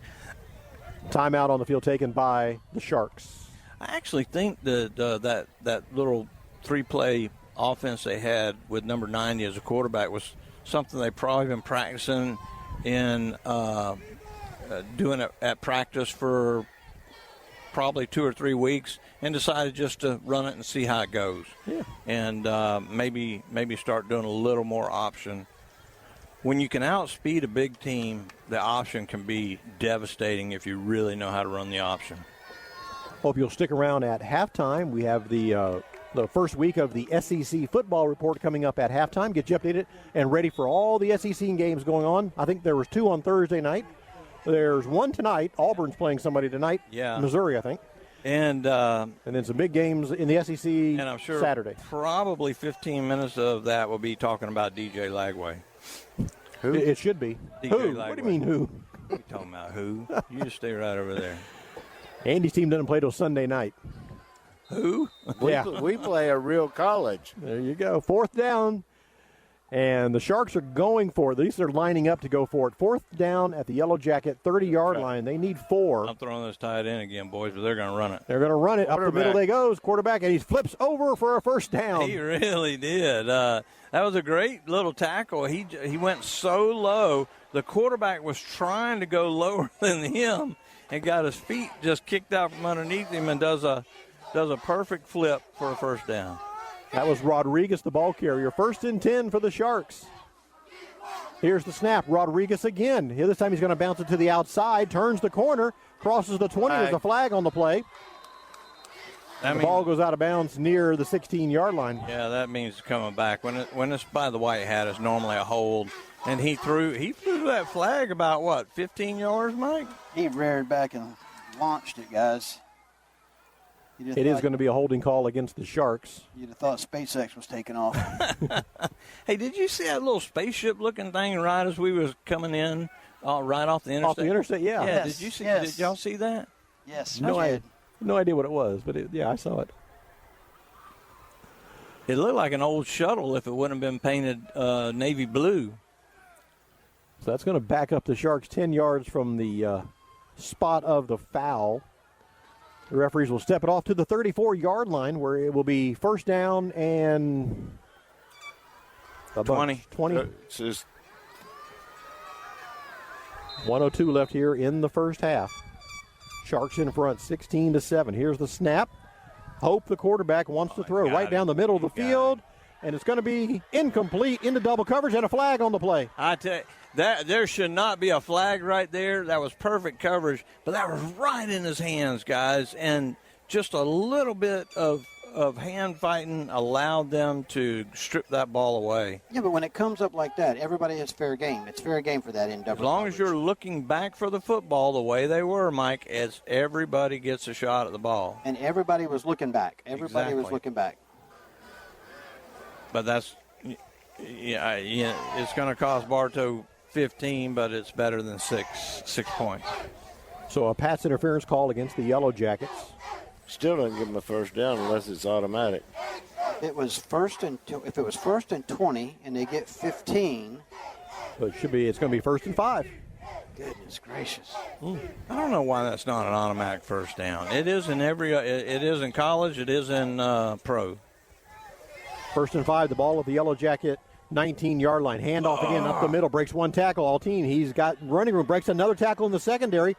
Finally, is going to be wrestled down at the 11-yard line. He gets a first down. Guys, there were 4 Bartow defensive players, and I don't want to talk bad, but I've got to explain. 4 defensive players that were keying on nobody but the quarterback. They were all surrounding the quarterback while the other kids running up the field. And something that you and I have talked about many a times, Bruce, what we're failing to do tonight, we're not wrapping up and we're not tackling. We're bouncing off of them. That's a great call. Adams comes out of the ball game. He was limping a little bit for the Yellow Jackets, so he'll come out of the ball game. It's 1st and 10 for the Sharks. Here's the snap. Handoff again. Up the middle goes the big fullback. He bounces off everybody. Across the 10, across the 5, down to the 4-yard line. Well, I tell you, once you get past that big defensive line of ours, those linebackers are being drugged back. They're 5 yards off the football, and by the time that you grab on, that's another 3-4 yards that they've drugged you. The Sharks will call a timeout here with 25 seconds left here in the first half. They're hoping to add some points here before the halftime. Well, we talked about college football getting underway tomorrow. Last night. Officially, well, yeah, last night, but all around the league. 5 straight nights of football, of college football this weekend. UCF played last night. They won. USF won in a tremendous game, 34-0 over Boise. So good job there. The Gators play Long Island tomorrow. Who? Tough matchup. Where? The Seminoles. Don't you worry about it. Are they going to have to go up to Long Island? No, Long Island's in Gainesville. Long Island is making about $1 million. They're taking home about $1 million check this weekend. And then the Seminoles pay for a lot of bumps and bruises. That's going to pay for their whole football season. Exactly, and that's why these small schools come to play these big guys, because they get that money that'll fund their whole season. Yeah, and not only that, they build athletic departments, they build locker rooms, they build a lot of stuff for those small colleges. Great call, Mike. 2nd and 2 here for the Sharks. 25 seconds left in the first half. Hope is your quarterback. He's going to be a quarterback draw right up the middle. He goes. This time he's caught in the backfield, thrown for a loss. Thomas again. They need to get up and spike it. The coaches are saying to clock it. 16 seconds left. 13 seconds. It's 3rd down and about 5. Here's the snap. They give it to Rodriguez up the middle. He goes into the end zone. Touchdown. Untouched, guys. Untouched. Bartow thought he was going to spike it, guys. They never moved. That's a great call. That's the old Dan Marino thing. Remember years against the Jets? Yeah, years ago he's on spike it, and then he just throws one for a touchdown. Boom. So another touchdown for the Sharks. A 6-yard touchdown run by Rodriguez on the quarterback keeper. Blouse on to attempt the extra point. 6 seconds left in the first half. 22-7 is your score. Sharks in front. Here's the snap, and the kick is blocked. You cannot return a kick in the high school level. Well, I tell you one thing. That was a low snap, and the holder did a great job to get it down, but it threw the timing off from the kicker. Number 17 gets credit for the block, but it actually he kicked it right into his legs, Mike. Yeah, and Caleb Bell. Yeah, guys, that's and after that, even once the ball was blocked, I mean, here's the thing, and I'm not going to be biased. I'm not one-sided about this. Well, I'll call it both ways, right? But when you have a Shark player run up to one of the Bartow players and just cream him in the middle of the back, and the official standing right in front of you, I'm going to call that one-sided. Yeah, I did not see that, and that's why we have you down there, because you're the best sideline guy in the business. Listen, he came around. I mean, he just came around and just planted his helmet right dead in the center of his back between his shoulder blades. They're playing. Mike is my choice for the Lindhorn Sideline Award winner every year. Yeah, I mean, we got to do that. I mean, it's an easy pick, but we got to do Lindhorn Award. Man, that's pretty special, Mike. You can hang that on the mantle. Man, without you guys, though, and the guys back at the office, it would be nothing. 6 seconds left. The ball will be kicked off, and it'll sail over everybody's head in the end zone for a touchback. That's the first time that they've done that with a kick. Oh, they moved everybody up. Yeah. There was nobody back behind the 10-yard line, so the kicker saw that, and he said, all right, I'm going to show off my leg. So we were talking about college football. Andy's had his say on Florida. All right, the Seminoles, FSU plays Alabama tomorrow in Tallahassee. I think they have a shot. I think they do, too. Depending on what kind of quarterback they come out with. I know, Mike, you don't like that. But listen, Garth Washington, he says, Mike, you've been the man for a long time, and Coach Peavy has given us a better scoring update than you are. He's got Baylor up 3-0 over Auburn. Listen, guys, Alabama's going to roll in there and steal their 50-yard line mascot. Yellow Jackets will simply take a knee to run out the clock, and that'll be the end of the first half. Trying to find some kind of positivity. Do we have any? I think I'm going to give you, Andy, the last word. Sunday night, your Miami Hurricanes taking on Notre Dame in Miami, right? Yeah. What do you? I know what you think, but you are you? Oh yeah, I'm okay with that. You're okay. Blowout? No, they're not going to be a blowout. They're going to play them hard. They're going to win. Oh, they're going to win. Okay. Miami, there you go. You heard it first. All right. We are at halftime of Yellow Jacket football. The Sharks in front of Bartow 22-7. Send it back to the studio for the SEC football report. It's coming up. You're listening to Yellow Jacket football on WBF. When looking for insurance coverage, consider the Ewing Black Welder and Deuce Agency with offices in downtown Bartow. Ewing Black Welder and Deuce Insurance with a wide range of insurance products to meet your every need. Becky Maslak, your local office manager. For over 50 years, Keith Spray Service has been serving Polk County with specialized treatment of delicate ornamentals, including rose bushes. Want to learn more about the treatments of ornamentals as well as expert lawn care? Call Keith Spray Service. Have you tried the shakes at Crave Nutrition? So many flavors and packed full of protein. They're so yummy. Come by Crave Nutrition today and let us help you find the perfect shake for you. Crave Nutrition, behind Dunkin' Donuts on North Broadway in Bartow.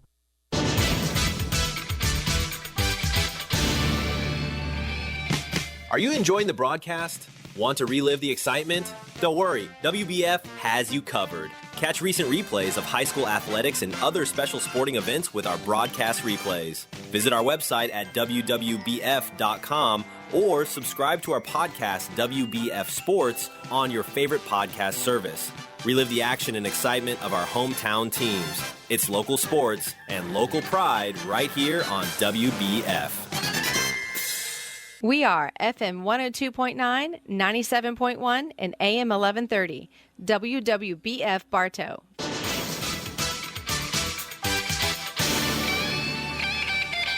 Welcome back to Naples. We are at Gulf Coast High School tonight. The Sharks playing host to the Bartow Yellow Jackets, ready to get the third quarter underway. Yellow Jackets are trailing 22-7 here as we begin the third quarter. Yellow Jackets will get the ball to start, but scoreboard update. Bruce, you want to say it? I certainly will. Fort Meade is putting a whooping on George Jenkins, 29-0.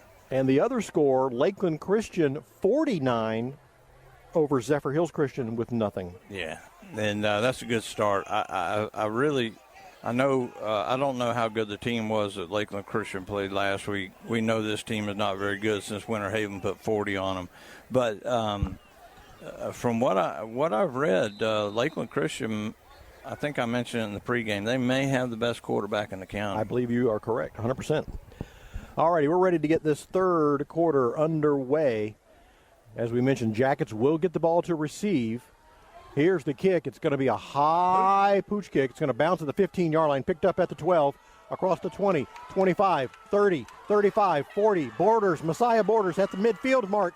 Messiah Borders down across the 45 to the 43. And there's a flag here about the 36-yard line. I don't. They're going to call holding against the Yellow Jackets on the return.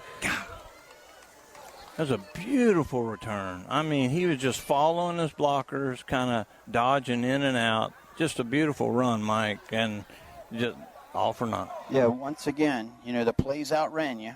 The play's going past you, and you got to hold. I mean, we've talked about that many times before.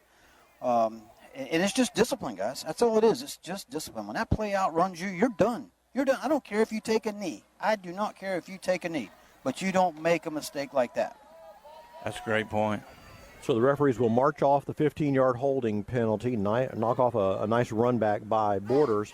First and 10 for the Yellow Jackets, the ball at the 26-yard line.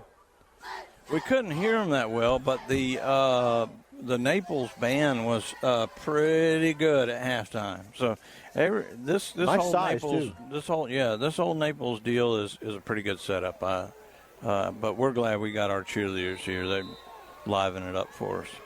First and 10 here for the Yellow Jackets from their own 29. Here's the snap. Ethan Browse throws, and it's a little too fast. Trying to get with Metellus out of the backfield there. Yeah, incomplete. and as soon as it leaves his hands, he knows it. And he's like, I should have put some air under that. He could have run right under that and gotten 30 yards. And nobody went with him. He was standing out there all by himself. Yeah. Second down and 10 here for the Yellow Jackets. 3 receivers on the far side of the field. Browse in the shotgun, and we got movement at the line of scrimmage. Oh, my God. Did they get Bartow? They did. False start against the Yellow Jackets. We'll back them up 5 yards. They get second and 15. Want to send happy birthday shout-outs to the mom of our starting quarterback tonight, Maria Browse, having had a birthday yesterday. Oh, happy birthday. We hope you're listening, and we know your husband, he's out on the field with the kids, and so we hope you're listening. Happy birthday. Second and 15. Here's a throw, and it's going to be caught. He caught it behind his back. That's Messiah Borders, one-handed.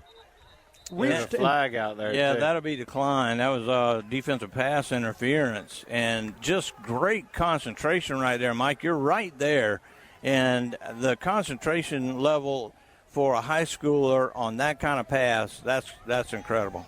Yeah, absolutely, guys. I mean, the defensive men had him by the shoulder pad, basically turned him around, which put him in a better position to make that reception. But like you said, a one-handed catch on the opposite side, that's hard to compete with.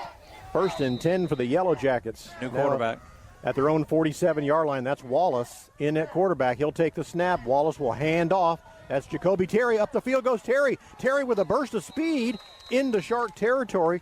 Knocked out of bounds near the 41. Yeah, there's question marks rolling around in these kids' heads when they see big number 90 at quarterback. What are we doing? What are we doing? What are we doing? Well, you better play run, first of all, because I don't know if he's going to pass. He may fool me. He may throw a dart here in a few minutes. Timeout. Yeah, the Jackets were quickly to the line of scrimmage, and the Sharks said, whoa, hang on a second. We need a timeout, and they take it. 11:32 to play here in the third quarter.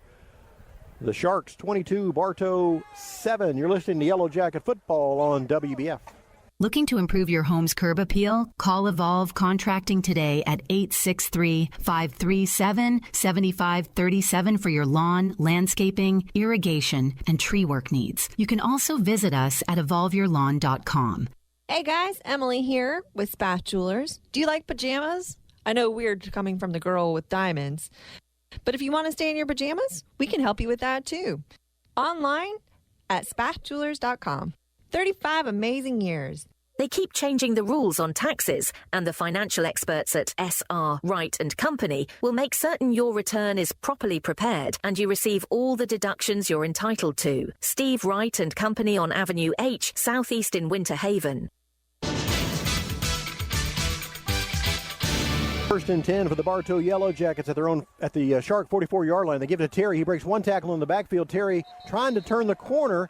He gets to about the 41. Yeah, that was a really good job defensively. You had two defensive linemen upfield, and they just froze and did not allow him to take another step. They got a little bit of an arm on him. That slowed him up to allow the linebacker to come up and make the pop. They're going to say he lost a yard, make it 2nd down and 11 here for the Yellow Jackets. Put the ball down at the Shark 42-yard line. Wallace, big number 90, in at quarterback now for the Yellow Jackets. But the way he's running this, he has not always been a defensive tackle. Here's the snap, and he will flick it out to the near side, and the receiver did not turn around. Maybe he has been. Incomplete. That was not a pretty throw, but we'll give him one. So it's going to be 3rd and 11 for the Jackets. I mean, he's Dante Culpepper size. He's very. Now they're going to bring him out, bring Ethan back in.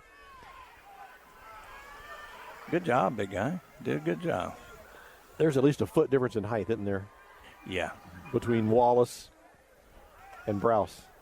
All right, here we go. 3rd and 11. Ball at the Shark 42-yard line. Bartow with 3 receivers to the near side of the field. Here's the snap. Browse wants to throw. They'll set up a little wide receiver screen. They got it to Messiah Borders. He breaks across the middle. Very good. Makes one man miss. Messiah Borders down to the 35. They're going to call him down. He's going to be short, but that was a really good job by Borders that time. He thought about trying to kick it back over towards the sideline and said, I need to get upfield. And a lot of kudos on that for the young man thinking twice and getting those extra yards upfield. It could have been 3rd and 6 instead of 4th and 6. Now it's 4th and 3. And the Jackets will leave the offense on the field. Wallace, the big quarterback. He's going to run it. Here's the snap, and it's going to be a straight quarterback draw. He's caught from behind in the backfield.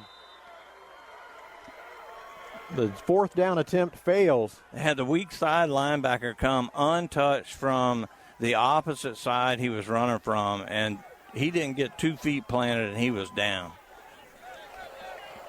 So the Sharks will take over on downs. 1st and 10 for the Sharks at their own 36, 37-yard line. They moved the ball, though. That's a plus. Sharks in front, 22-7 over Bartow. Hope is the quarterback. He takes the snap. Handoff.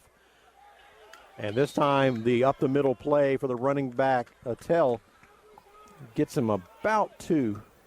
Yeah, and I'm pretty sure that was 98. Yes, it was Harden who gobbled him up and just rode him back to the line of scrimmage, maybe a yard. 2nd down for the Sharks. Hope snaps it. Here's the handoff again. Same play. Attell up the middle. Near the 45. We'll call it about the 44-yard line. So it'll be 3rd down for the Sharks.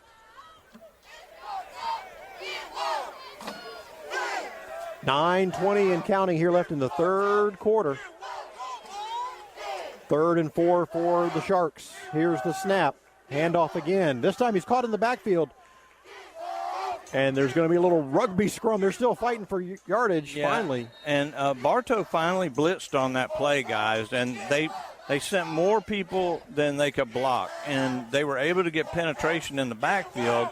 Yes, he did get a yard, but it's still, 4th and what? It's 4th and inches or else. They're giving them a first down. First They're giving them down. the first, guys. Wow. Oh, my goodness. Listen, Bartow's just not been physical on the defensive front tonight. That's why calling that blitz right there I thought was such a great idea, but he's still got enough yardage. Here they come again. Snap. And again, there's the blitz. Oh, wow. And as soon as the running back got the ball, he met number 0. That's Stacy. Yeah, he didn't even get the ball handed off to him well, and Stacy was right in his face and just planted him. Yes. Stacy is responsible for that outside tackle, and he just forgot about him and went right by him and blew up the backfield. They'll lose 6, make it 2nd down and 16 for the Sharks. Quarterback Hope looking on the sideline. He's got the play. Here's the snap. Pass to the flat. Wants Same to thing. roll Same out, thing. and it's going to be incomplete off the hands of one receiver. Almost got to the other receiver, incomplete. Yeah, they put 2 receivers within about 5 yards of each other, which happened earlier in the game where we almost got the pick. But this time, I think the tight end probably should have had that. It was a little high, but the hands he's shown tonight. That Bartow guy was on him, though. Yeah. That was perfect timing there. 3rd and 14 now for the Sharks. Timeout on the field. They dropped the little equipment with the yardstick. And make sure that's all right. Chain gain with a little needing a little assistance. There we go. We got everything straight now. 3rd and 14 for the Sharks. I am coming again. You got to come again. Got to bring some pressure. 2 receivers to the left, 2 receivers to the right. Here's the snap to Hope. He wants to throw, looking across the middle, throws it near side Rodriguez, and it's over everybody's head. Yeah, that was a weird play. I think the quarterback thought he was just going on a straight fly pattern, and he stopped, like a stop-and-go type thing, trying to draw that corner in, and they were just not on the same page, and they're going to have to punt. Well, Bartow stopped them. That's good signs. Yeah. They left. Oh, here comes the punter now. Rodriguez will step back in punt formation. I wouldn't trust it. Nope. We haven't done anything to him. I wouldn't trust it. 14 yards, though. I wouldn't trust it, though. I don't disagree with you. Borders is back deep to receive. Here's the snap. It bounces. Offside.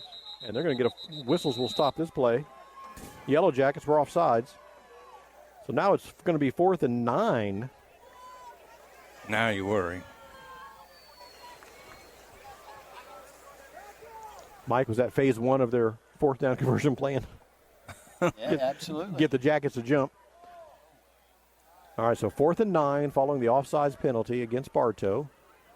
Borders will now back up to around his 20-yard line, ready to receive the punt from Rodriguez. Those are the things that'll drive a coach mad. Here's the snap and the kick. Low line drive kick, bounces at the 20-yard line, takes a shark bounce past the 15, past the 10, 9, 8, 7, and to the 6-yard line. That's what a nice turf field will do for you. Listen, I don't know when that ball's rolling down. I don't know that I wouldn't just jump on it. I'll take the pounding, Yeah. Next time you're in downtown Bartow, be sure to visit Zest Bar and Grill for a great dining experience. Featuring an array of delectable dishes served by our friendly staff in downtown Bartow. It's Zest Bar and Grill. Cleanest place in town. Cleanest place in town, okay. Have you tried that yet, Bruce? Zest? Back in the old days, I'm sure I tried a bar or two, but I don't know. I heard y'all talking about another restaurant that's doing 1st and 10. The social play. Yeah, I'll talk about them in a minute. Doing breakfast all day now. Yeah. See, I was listening, bro. Breakfast all day. Incomplete pass on 1st and 10 for Bartow. New restaurant. Where's this at? That's the social plate. Where's it at? That's a commercial. Downtown Bartow. Commercial here in a minute. Okay. I'm doing one now, I guess. Stop. Excuse me. 2nd and 10 for the Yellow Jackets. Clock stops with 7:51 to play in the 3rd quarter. Bartow trails 22-7. I'll eat breakfast for dinner. And that's what they were talking about. Wallace is the quarterback. He'll take the snap, and everybody was on the right signal except the center. Yeah, you're exactly right, Jeff. I mean, even the quarterback, he was clapping his hands so much that the ball almost hit him in the chest. What's that, half the distance to go? Yeah. 3-yard line, guys. 3-yard line. 2nd and 13 now for the Jackets. Well, that wind stopped. It did. It is dead still down here on the field. Wallace now standing in his end zone. He will hand it off. Jacoby Terry with the ball. There's Face mask, two guys. flags on the play. Got a face mask right here. That'll help get Bartow out of this hole, give him a first down. That's a 15-yarder for sure. There's not much to grab on Jacoby. And when that blur goes by you, you got to grab something. And when you see two flags coming from two different directions. It was full of. There's number 90 trying to get back out on the field. I guess it would help if I called him by name. His name is Wallace. Jameer Wallace. Okay. And folks, we're not teasing when we say Jacoby Terry's a blur. When he runs, when he gets into open space, he's a blur. He's beautiful. Yeah. So the first down, personal foul, face mask against the Sharks gives Bartow a 1st and 10 all the way out to the 18-yard line. Wallace is the quarterback. He's in the shotgun, takes the snap, and he's going to be a little toss sweep to Terry. Terry breaks one tackle in the backfield. Terry's still on his feet, and Terry's going to have a first down. He's still going. I thought he stepped out of bounds. He's not. He's across the 35 to the 38-yard line. That was such a great play as they faked the dive, and he's a big, strong kid. And he pitches that ball probably, 6 yards? Right in stride with Terry, who doesn't have to move, slow down, anything. He just catches it and just starts breaking tackles. 1st and 10 for the Yellow Jackets now at their own 37-yard line. Number 90, Wallace, the quarterback. He wants to throw. He'll flick it out to Terry. Terry's got it. Terry runs past a couple defenders. Jacoby Terry into Shark territory down to the 48-yard line. Man, you give that cat a little bit of room, and he's going to make a lot of people miss. He caught that ball and just started overtime right there. The blur. That's his name. It is now. It is now. 1st and 10 for the Yellow Jackets at the Shark 48-yard line. Here's the snap again. Wallace slant across the middle, incomplete. Perfect throw. He was on his back before the ball got there, though, guys. Tried to get to number 12 that time. That was Callens. I think Wallace will be wearing a different number next week, guys. No. But that was perfect in stride on a 15-yard slant. 2nd and 10 for the Jackets. Bartow trails 22-7 halfway through the third quarter here at Gulf Coast High School in Naples. Here's the snap. Wallace wants to scramble. He does, and the ball is going to be deflected at the line of scrimmage. Falls incomplete. I think that's the best thing that could have happened right there is that ball getting tipped because they were on the receiver. Yeah, Terry was just covered like a blanket. And if that ball gets through, that could have been a pick six. I think we got a final from Fort Meade. 29-0 is the final. Excellent. I will get confirmation from our ace sideline reporter. Where did you get it from? I got it from Max Preps. Oh, it came over your watch? Oh, you were looking at your phone. I'm sorry. Either one. 3rd and 10 for the Jackets. Terry in motion. One hand grab by the quarterback. Sets up a screen. It's a beautiful one. And the Jackets get a lot of yardage. They're going to be short of a first down, but a nice play. And that was to Hall that time. I think you got roughing the passer too, guys. Oh, that will be a first down then. Yeah, Fort Meade put 29 points on the board at half and then didn't put anything else after the half. There must have been some conversation between the coaches saying, hey, don't run the score up. I don't like it. I don't like it at all. I don't either. I'm going to run it. Unless they put 50 on them, I'm not happy with them right now. They could have put in some second and third stringers. It doesn't matter who they put in. Give them some playing time. That is going to be a roughing the passer call against the Sharks. That's going to move the ball down the field all the way to the Shark 25-yard line where it's first and 10 for the Jackets. We have a timeout on the field. Your score, Gulf Coast High School 22, the Bartow Yellow Jackets 7. You're listening to Yellow Jacket Football on WBF. I'm Taft Long, Finance Manager here at Thunder Chrysler Dodge Jeep Ram in Bartow. When you walk through our doors, you will find our team of friendly and experienced automotive experts who are dedicated to helping our customers. Come in or call us today. Thunder Chrysler Dodge Jeep Ram. The Whitten McLean Funeral Home of Bartow and the McLean Funeral Home of Fort Meade are proud of our community and student athletes who strive to do their best. Another reason we are pleased to support today's broadcast. Whitten McLean, our family serving yours. Need an energy drink or protein boost? Visit Crave Nutrition of Bartow and sample our healthy energy boosting Mega Tea, nutrient-rich shakes, protein bites, and much more. Crave Nutrition behind Dunkin' Donuts on North Broadway in Bartow.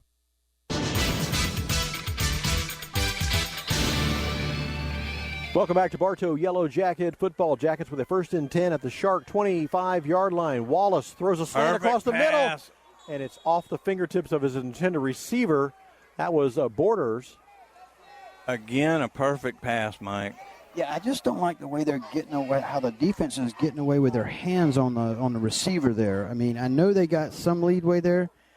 Not when it's in the air, though. I know, but so the thing, the last pass, the guy was on his back before the ball got to him. This one, you could see him running right off of his shoulder. And I mean, I'm sure there was some contact there, maybe not enough to draw it, but the back judge was sitting there and didn't call it. So, I guess we'll let that one go.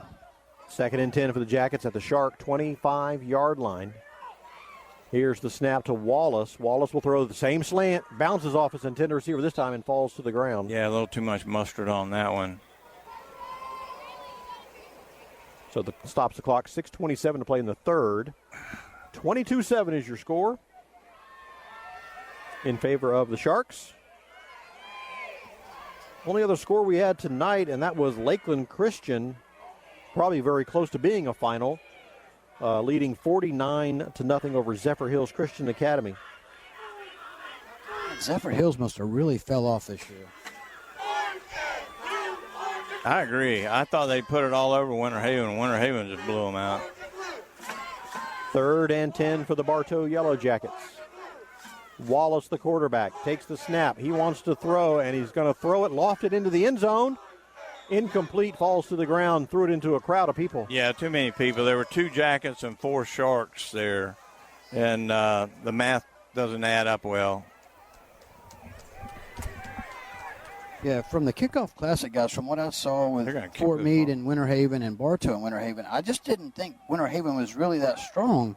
But to see them turn that program around, to come out and just put the amount of numbers, the amount of points on the board that they have the last game, against Zephyr Hills, and I was like, something happened over there. I don't know what they did or how they did it, but something changed.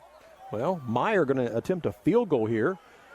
A 43-yard field goal attempt. He's got it up. Does it sail over the barn? It does. Yeah. 43-yard field goal attempt. That ball was on the ground. It sure was. The holder had to snatch it up and get it placed right. That was our quarterback, Browse, on the holding. Nice holding job. You're exactly right. I mean, that was not a good snap, and just an incredible job by Browse to get that ball up.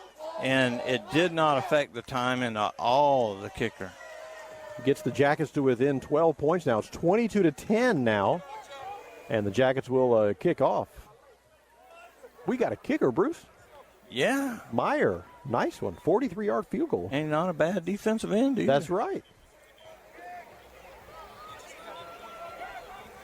Well, see if the Jacket defense can force another stop on defense like they did the last possession by the Sharks. I mean, he could be like the old Davis brothers. He could have 6 tackles and 6 points in a ball game. You know what I'm saying? Yep. Meyer has it teed up at the 40. Ready to send it downfield. Nice high end-over-end kick. It's going to bounce at the 15-yard line. Checks up. The receiver picks it up. Starts running. That's Nolan. Nolan breaks through the middle. Nolan with a lot of room. Bryant finally brought down at the 35-yard line. Number 12. He laid him out too. Yeah, coming across, used his body. That was a really good open field tackle by Shamari Callens.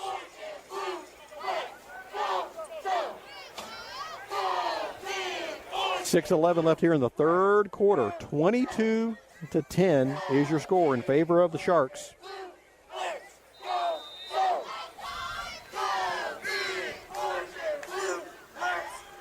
Here's the handoff, and again, up the middle goes the big fullback, and he falls forward for some nice yardage across the 40 to the 41. Bruce, another 6-yard pickup there. Sure is. There's just it's an express, and there's no stopping them. Unless you can get that penetration from that defensive line and allow these linebackers to come up and make a hit. Here's the handoff up the middle. Goes the receiver trying to find a little running, or the running back tries to find a little running room. Not going to find too much there. Maybe gets a yard. 3rd down and 2. Yellow Jackets are back home next week to take on the Bishop Moore Hornets from Orlando. I want to remind you that 4 home games are still left. Booster seats are still available. Check with the Bartow High School Booster Club on Facebook, on Instagram, or X. They get you all set up with season tickets and booster tickets. And Neil get with you? Yeah, he got with me. Here's a handoff on 3rd down. And the Yellow Jackets are there to stuff the running back. He's going to lose yardage. It'll be 4th down. Just what the Jackets needed, Andy. Force a punt. Yeah, great job by Jacob Richardson. Again, we've called his name several times tonight. It'll be 4th down and 5, a long 5. So that's going to put the Sharks in punt formation. Rodriguez will step back. Messiah Border standing back at his 30-yard line, ready to receive the kick. Do not jump offside, boys. And they got a flag on the near side. A Yellow Jacket player was running off. You can't throw. You can run off the field as long as they're not snapping it. No. The play was not started. Unless there's something else going on. Could be. I don't know, but you cannot throw a flag because he was not off the field because the ball was not snapped. Yeah, the ball wasn't snapped. The play wasn't in. They're marching 5 yards off against the Yellow Jackets. Offensively, you can't do that. Take small steps, man. He's going to be half a yard short, Mike. Looks like about half a yard. They're going for it now. Oh, my gosh, now it's guys. 4th and inches. Somebody check the rule book on that one because I'm confused. Yellow Jacket player was running off the field to the sideline, and as he ran by the referee dropped the flag. Like you said about retiring there, Mike. All right, so 4th and inches now for the Sharks. And they're going to do the brotherly shove. Got it. And they got it. Quarterback sneak.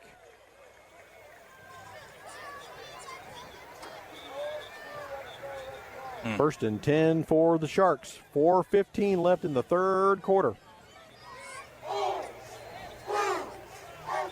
83 degrees, about 9:30 on a Friday night here in Naples, Florida. Yellow Jackets and the Sharks. First and 10 for the Sharks at their own 44. Handoff. Running back tries to break it to the outside, and he's going nowhere. That time, Bartow jumped into a 50 defensive 5-man front, which makes the linebackers only have one gap responsibility, and they were able to clog that up almost for nothing. Stacy again on the tackle there. 2nd and 10 for the Sharks.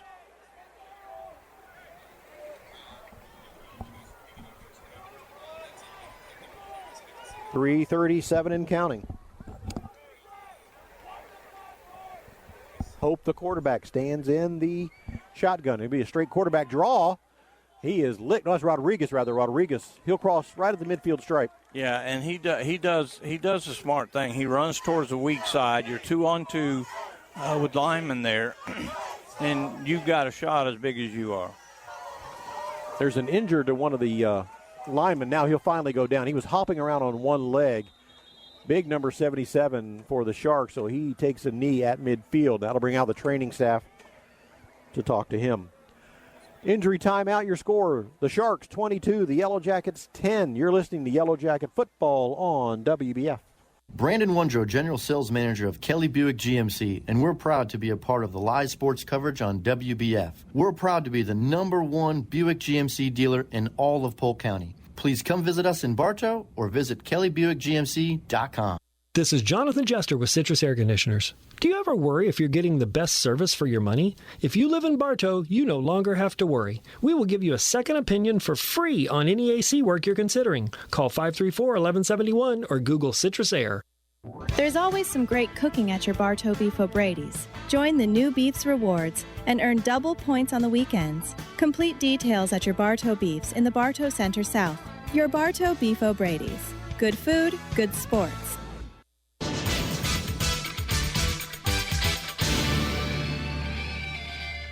Bartow Yellow Jacket football. We are at Gulf Coast High School, just a little bit north of Naples, home of the Sharks. They lead in the ball game 22-10 over the Yellow Jackets.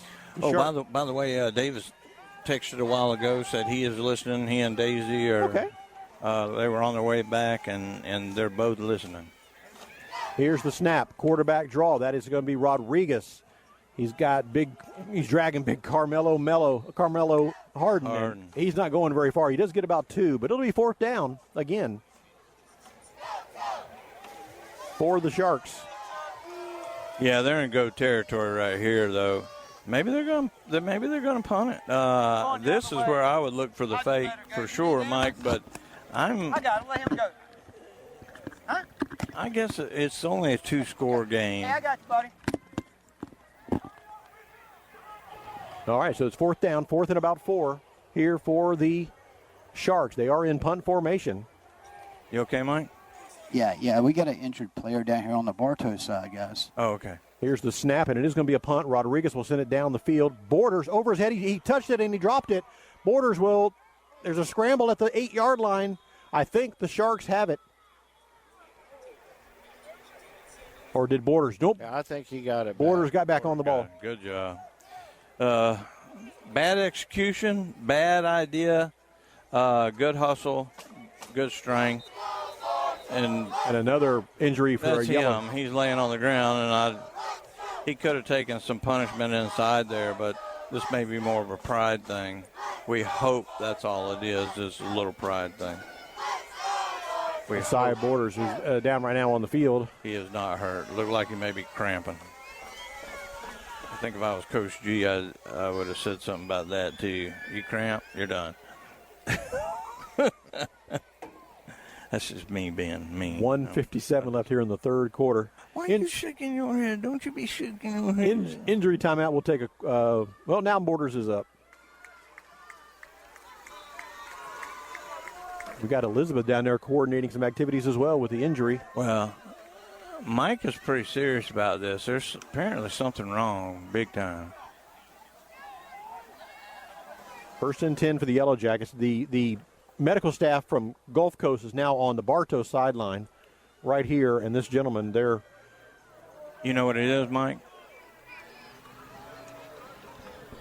I think now the coaches are kind of waving off the staff, the medical personnel. We'll keep an eye on it, see if anything develops. Coach McGriff is also involved in it. Here we go, 1st and 10 for the Jackets. Wallace is your quarterback. He gets the snap, quick, sets up a little slant across the middle. It's going to be caught, thrown down at the 12-yard line to the Jacket receiver. It'll be 2nd down and about 6. He went end over end. Still trying to figure out what's going on. I guess it's a kid sitting in the chair. Now, Coach McGriff is going down there. The security officer is going down there as well. And they got an ambulance out there. So it's not a player, guys. One of the coaches is having some sort of issue going on. We'll leave it at that. Bartow coach? Here's the snap. Wallace with the ball on 2nd down. Throws a little flare out here to Jacoby Taylor. It's just over his head. Perfect pass. Just that one is one of the hardest catches in the world to try to make. And even if he does have a half a step to get under it, still tough. Uh-oh. Here comes 68 off the field. He's gimping. 3rd down for the Jackets.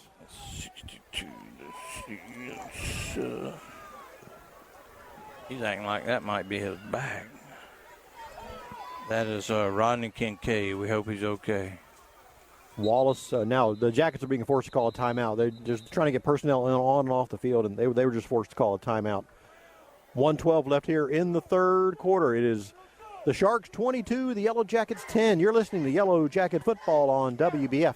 The Ewing, Blackwelder, and Deuce Insurance Agency has been serving Central Florida since 1984. They all work and live in your neighborhood and take pride in our history. Offices in Bartow, there when you need them, representing only the most reliable companies in the industry. Are you crazy for customer service? So are we. Here at Spath Jewelers, we realize that our complete customer satisfaction is essential to our success. With our friendly and knowledgeable staff, you'll feel right at home as soon as you walk through the door. This is more than just a job. It's our love and passion. Come see us. Emily at Spath Jewelers. SR Wright & Company can help you at every stage of your financial future, from personal planning to insurance reviews, from business problem solving to deferred compensation plans. Steve Wright & Company on Avenue H, Southeast in Winter Haven.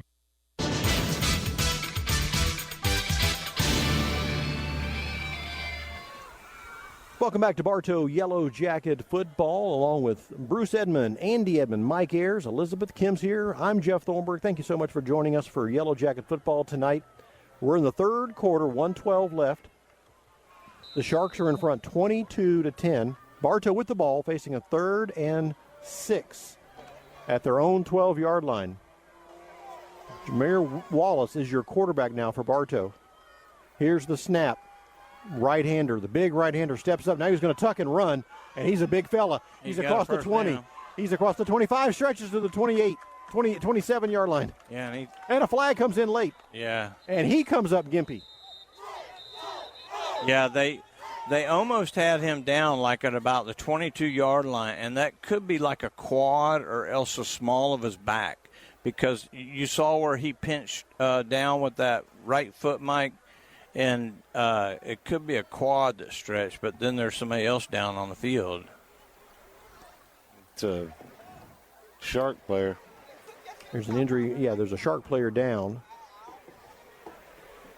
You see Jameer Wallace running in the secondary as a secondary. You're not. He's mean. He's a big fella. Yeah, he looks mean. I'm telling you, he's Dimitri Leverett years ago. Yes. To play for Bartow years ago.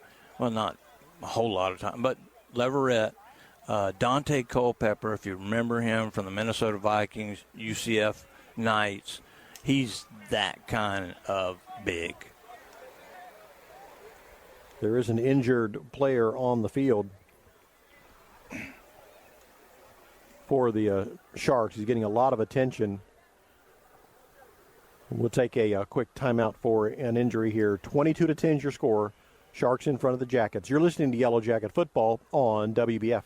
I'm Taff Long, Finance Manager here at Thunder Chrysler Dodge Jeep Ram in Bartow. Come and enjoy Freedom of Choice pricing program, where you can choose employee pricing on most new vehicles and/or amazing incentives throughout our inventory. Come in or call us today. Thunder Chrysler Dodge Jeep Ram. Looking to improve your home's curb appeal? Call Evolve Contracting today at 863-537-7537 for all your lawn, landscaping, irrigation, pavers, and tree work needs. You can also visit us at evolveyourlawn.com. The Whidden McLean Funeral Home of Bartow and the McLean Funeral Home of Fort Meade is family-owned and takes pride in offering your family personal attention and distinctive services that truly honors the life being remembered. Our family serving yours.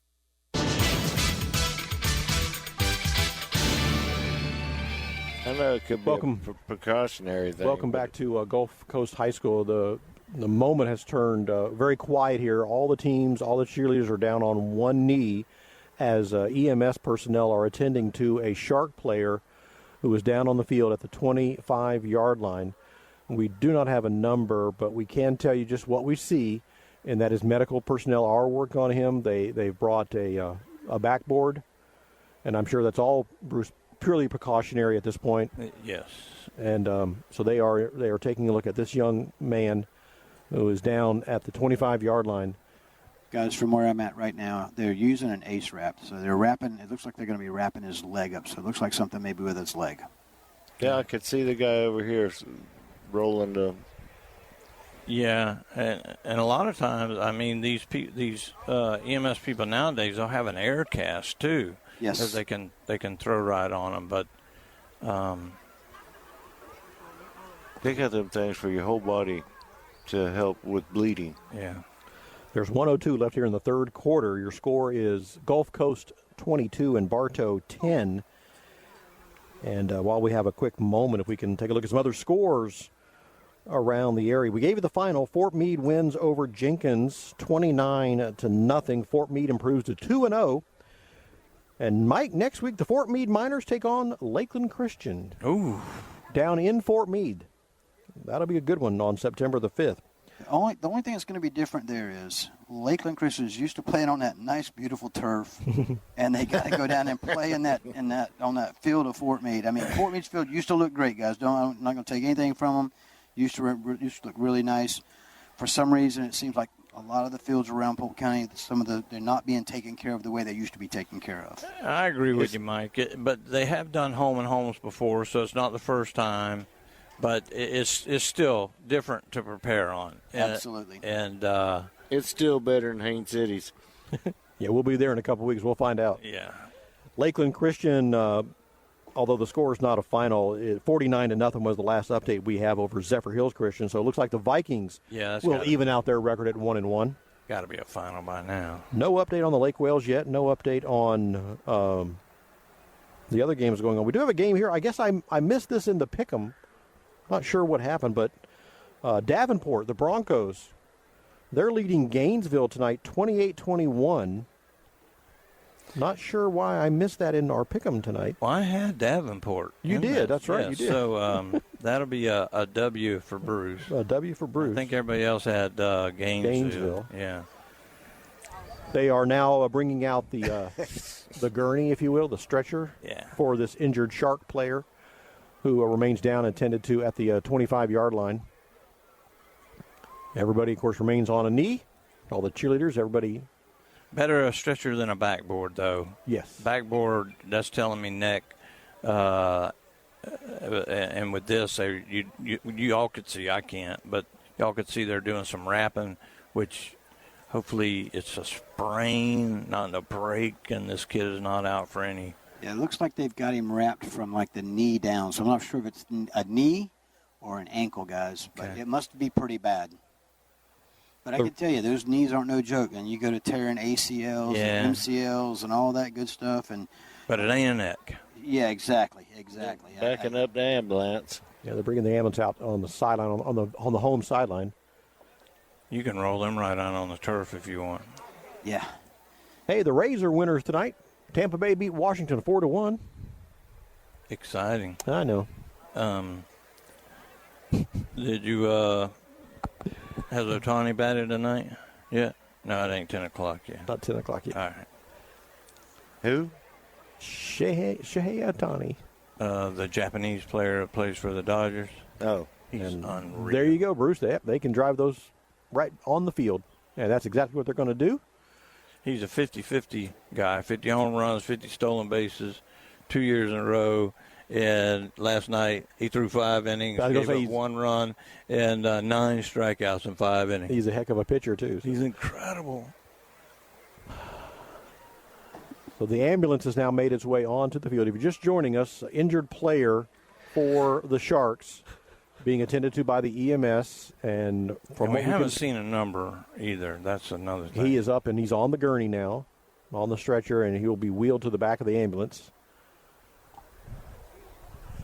1:02 left in the third quarter. The Sharks are in front 22-10 over the Yellow Jackets.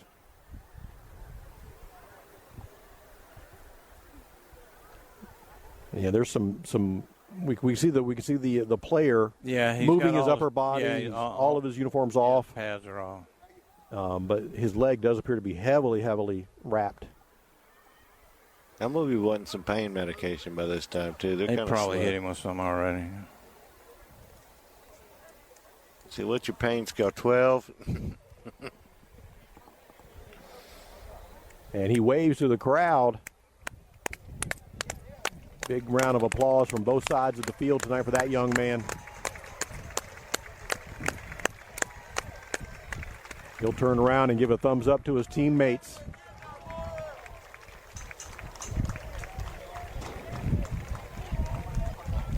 Looks to be his parents there along with him. God, you know that's got to be tough, guys. Second game of the season, and you go down with an injury like that. Yeah.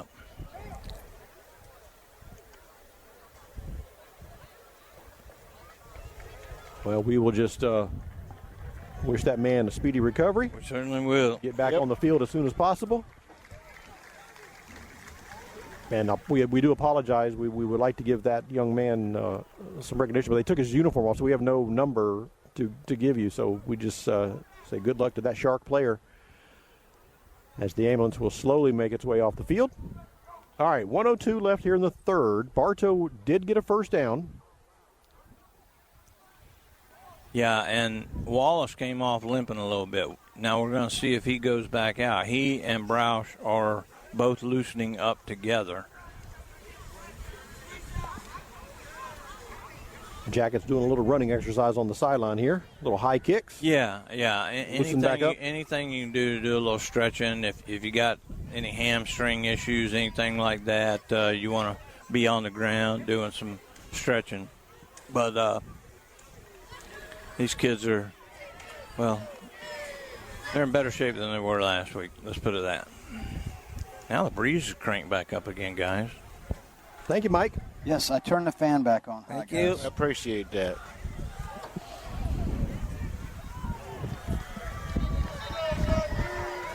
Seems to be blowing from the other direction. Mm-hmm. That means them storms coming this way now. They need to get this game over with quick now. Alrighty. Yellow Jackets with the ball, 1st and 10 at the Bartow 31-yard line. Well, they gave them the first down, and apparently they must have just picked up the flag because Wallace. Okay. Miss Cobb says Jameer Wallace is a returning varsity player, basketball player. And he slings it down the field looking for Terry. Terry got behind two defenders. Pass a little off target, incomplete. Yeah, I think Terry was running more of a post, and Wallace threw out to the flat side, to the corner. So this is another time where you see Coach McGriff letting his superstar basketball players play football.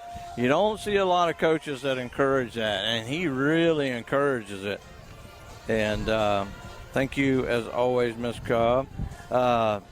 Our brother John Godwin says we're sounding good tonight. We always agree with people like that. Thank you, John. When John Godwin says it, you know we're sounding good.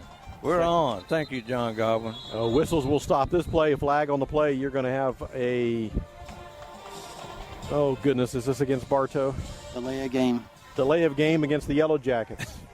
Well, when you come out on something like that, it's a 25-second clock as opposed to the 40-second. And you got to know that. And that's home field advantage right there, guys. And this is another 25-second clock, but this is not going to take long to snap. 2nd and 15 for the Jackets. Wallace, the quarterback. He's got it. Wallace will fake the handoff and keep it. Wallace up the middle. He goes. Wallace gets out back about 4 yards. I think either way, that play was going to make some yardage right there. It's going to be 3rd down and about 13 now for the Yellow Jackets. 25 seconds left here in the third quarter. Here's the snap. Wallace stands in the pocket. Now he'll sprint to his near side. Looking, flings it, and it's going to be picked off. There's a flag on the play, and it's intercepted. You're going to get roughing the passer on Wallace. He steps out of bounds at the 24-yard line. You got two. 55 is down. He got back up. But Wallace is in a tremendous amount of pain. He hit him up high, too, guys. That could be flagrant, and that whoever hit him thrown out of the game because he was hit up high. Targeting should be. I did not see that one. Wallace hurting. Has taken off his helmet. He's lying on the 15-yard line. Coaching staff surrounds him. The Yellow Jackets, the coaching staff out there immediately. Coach Morrell standing there. The medical staff from Gulf Coast. Yeah, we had 15 doctors on our sideline last week, and this week we got nobody. He gets up. Oh, he's on his feet. That's good news there. The way he was rolling around, maybe like somebody got something, maybe a hand up inside the face mask or something, and caught him in the face. And poking the eye or something? Yeah. So the play ended in an interception, but we think we're definitely going to have roughing the passer called against the Sharks, which will nullify the interception. Mm-hmm. Bartow will retain the ball after they march off a 15-yard penalty. It's going to be a first down for Bartow. Roughing the passer is the call, personal foul. And they're going to stop down at the 43-yard line. First and 10, Bartow. And we know Broush is still loose because he was warming up. He's in the ballgame right earlier. now. Yep. First and 10, Twins left, Twins right for the Jackets. 9 seconds left in the third quarter. Here's the snap. Ethan throws, and it's too hot. Borders had a hand on it, but it went right through. Yeah, and incomplete. I think that was a beautiful pass, and just went through the receiver's hands. I just thought it was a beautiful pass. Went through the receiver and the defensive guy. Because he was going for it. 5 seconds left here in the third quarter. Shark band kicked up again.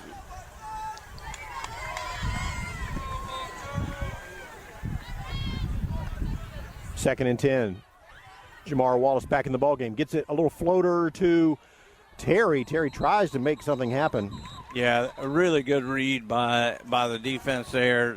You didn't see them get the deep penetration that they did on the last screenplay, and that is where everything is predicated on the defensive lineman rushing upfield in order for that screen to work. That's going to be the end of the third quarter with your score. The Sharks 22, the Yellow Jackets 10. You're listening to Yellow Jacket Football on WBF. Need a motor? Well, Craig at Budget You Pull It has them. We sell complete takeout motors for $300. That's leaving everything on the motor, from your brackets to your compressor to your intake to your injectors, with a $75 core charge. Budget You Pull It, just east of Bartow on Highway 60. Russell Hernandez here, Kelly Buick GMC. We're proud to be a sponsor of sports broadcast on WBF. From the Jackets to NASCAR, we have 2 Polk County locations and are the #1 Buick GMC certified dealer in the Southeast. KellyBuickGMC.com. There's always some great cooking at your Bartow Beef O'Brady's. Join the new Beefs Rewards and earn double points on the weekends. Complete details at your Bartow Beefs in the Bartow Center South. Your Bartow Beef O'Brady's. Good food, good sports.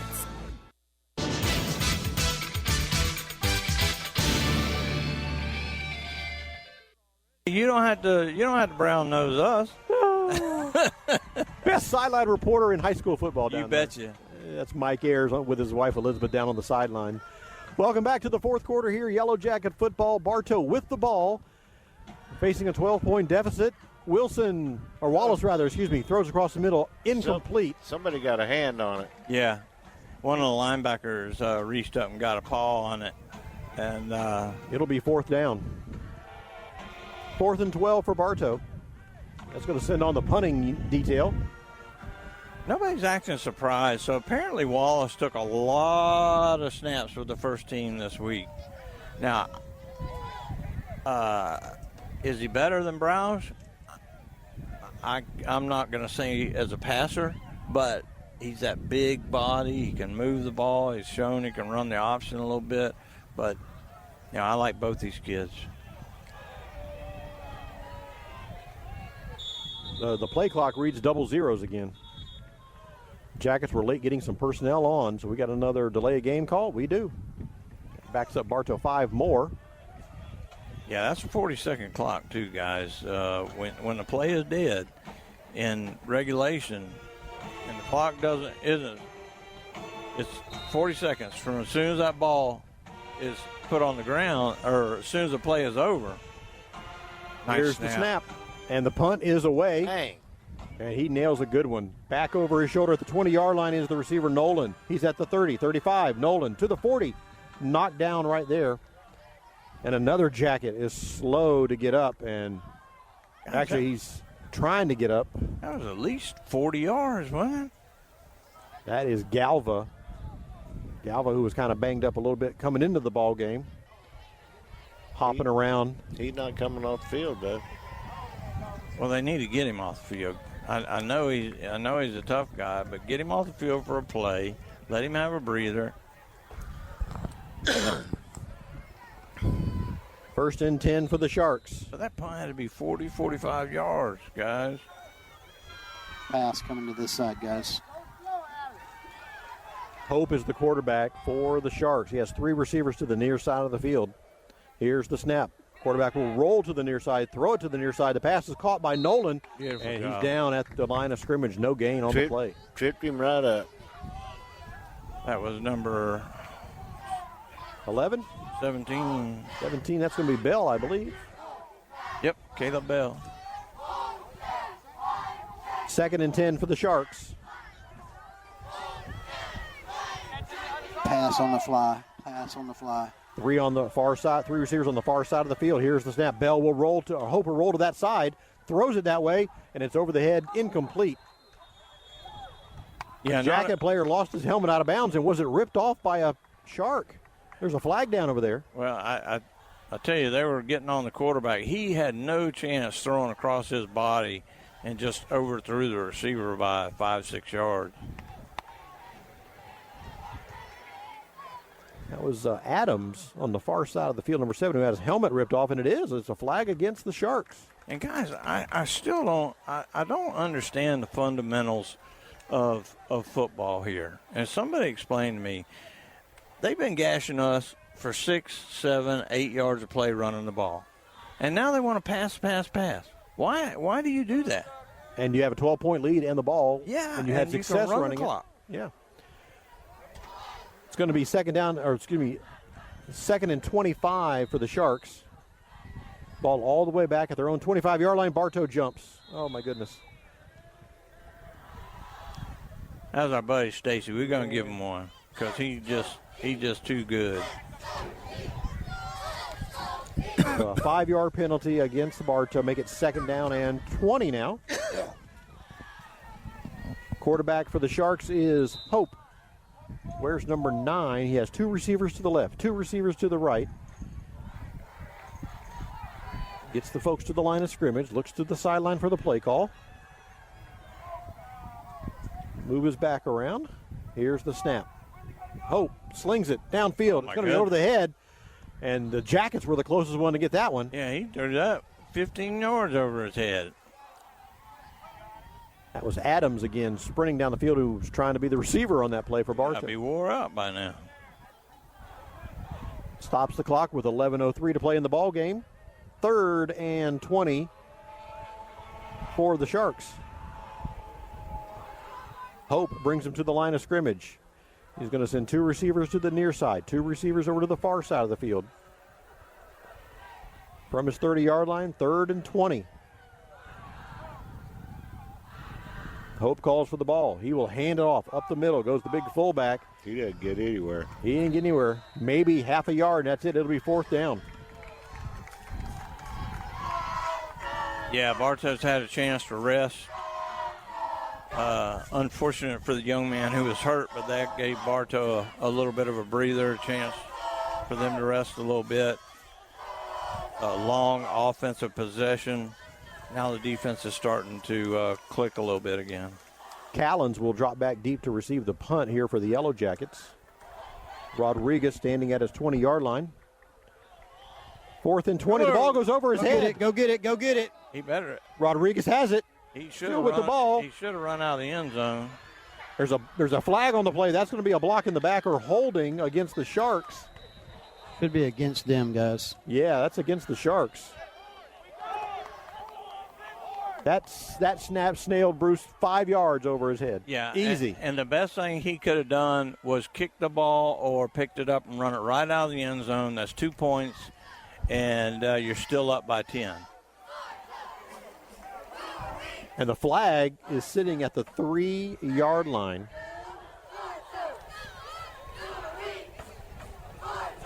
Jackets down by 12 points. And if that's a spot foul, Bartow get the ball at the 1.5 yard line. But I don't know how this works. I'm not sure they do. Every time they've had a call, they've had to have a meeting over it.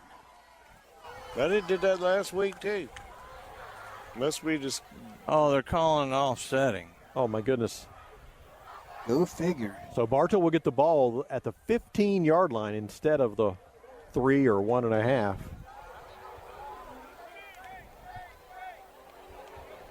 The chains aren't. First and 10 for the Jackets. They're at the Shark 15-yard line. Wallace is your quarterback. Kendrick Stacy is playing one of the fullbacks. You got the jumbo package in there, Bruce. Yeah.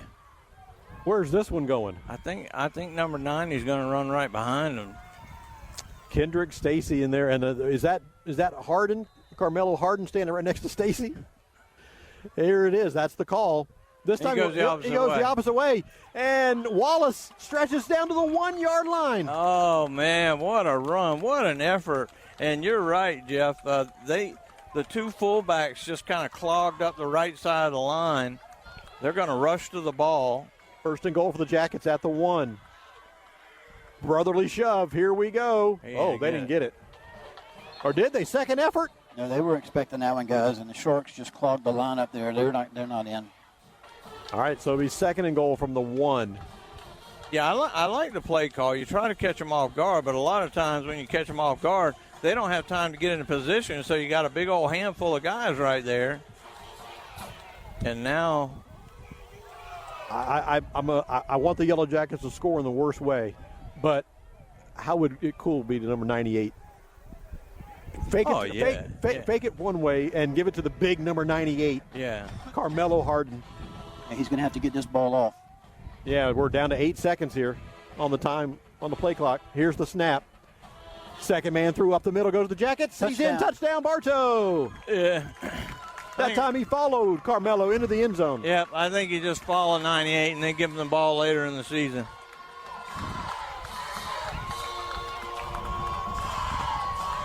That was Terry. Little bitty. No, that was a Metellus. No, that was Hall. Number 11.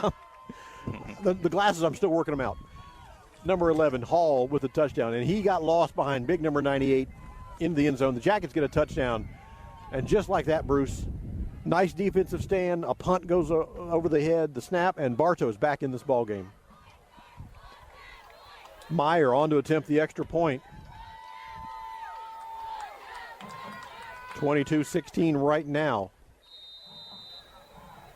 Here's the snap. It bounces, and it's going to be mishandled. Here's the snap. They throw it to the end zone. Incomplete, but there's a flag on the play.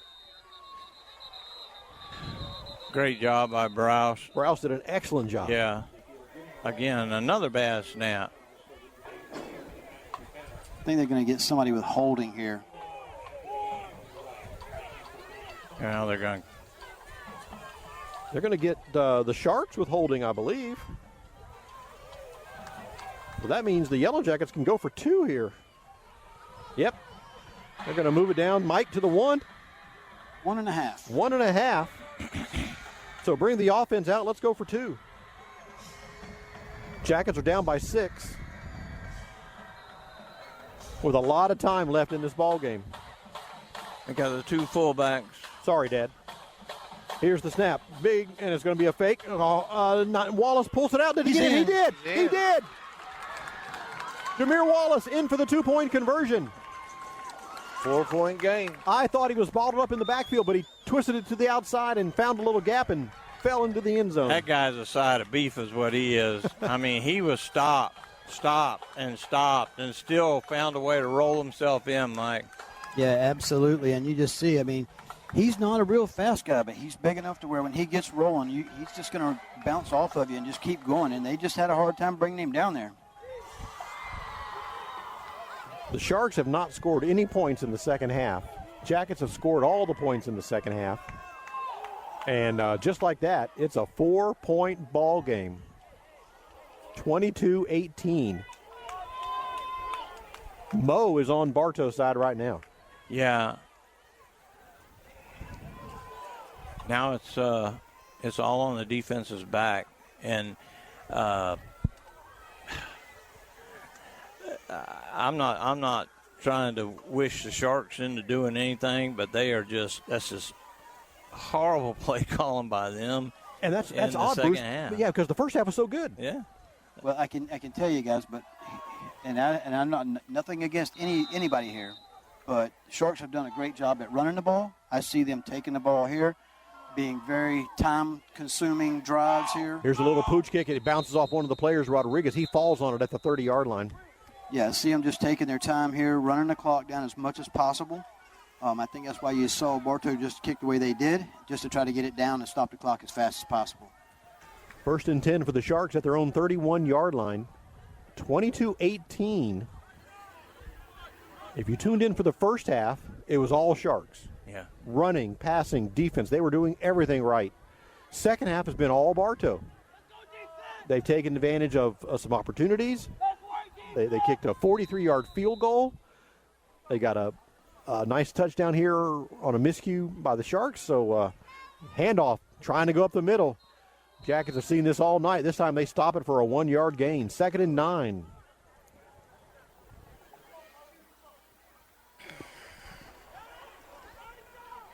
Nine minutes left in the ball game as we approach 10 o'clock. 81 degrees. You're listening to WWBF Bartow. Thanks for tuning us in for Yellow Jacket football tonight. Friday night from Naples, Florida. 2nd and 9. Here's the snap to Hope. Hope hands it, and he's met right in the backfield. The running back falls forward for another half yard. It'll be 3rd down and a long 8. Yeah, that was great penetration by the two defensive tackles, and they blew it up in the backfield.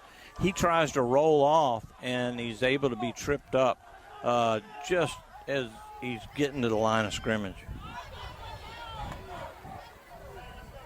See if the Jackets can force a punt here. 3rd down and 8 for the Sharks. Hope, the quarterback, in the shotgun. Steps back, wants to throw, lofts it. Down the side of the field, it's over the head of everybody, incomplete. Yeah, that was uncatchable. I mean, the ball was definitely out of bounds. Try to get a hold of Nolan streaking down the Yellow Jackets sideline. The ball falls incomplete. 8:07 left in the ball game.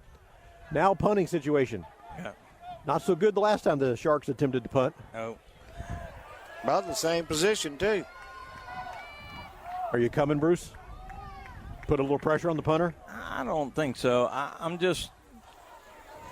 It's a one-score ball game now, so I'm just going to play this out. And the ball bounces, another bad, but he gets it away. Get away from it. The ball bounces at the 35-yard line. Takes a Bartow. Get away from it. Oh, my goodness. The Yellow Jackets got real close. 1st and 10 for the Bartow Yellow Jackets at the 35-yard line. 7:56 to go in the ball game. Jackets trail by 4. You're listening to Yellow Jacket football on WBF. Well, Budget You Pull into Bartow makes it easy. They're open every day of the week from 8 to 4:30. At Budget You Pull, we also offer carts, wheelbarrows, and hoists for use with no extra cost. Just bring your own tools. We sell all of our used tires for just $20 a piece. Budget You Pullin', Highway 60 East, Bartow. When looking for insurance coverage, consider the Ewing Black Welder and Deuce Agency with offices in downtown Bartow. Ewing Black Welder and Deuce Insurance with a wide range of insurance products to meet your every need. Becky Maslak, your local office manager. Looking to improve your home's curb appeal? Call Evolve Contracting today at 863-537-7537 for your lawn, landscaping, irrigation, and tree work needs. You can also visit us at evolveyourlawn.com.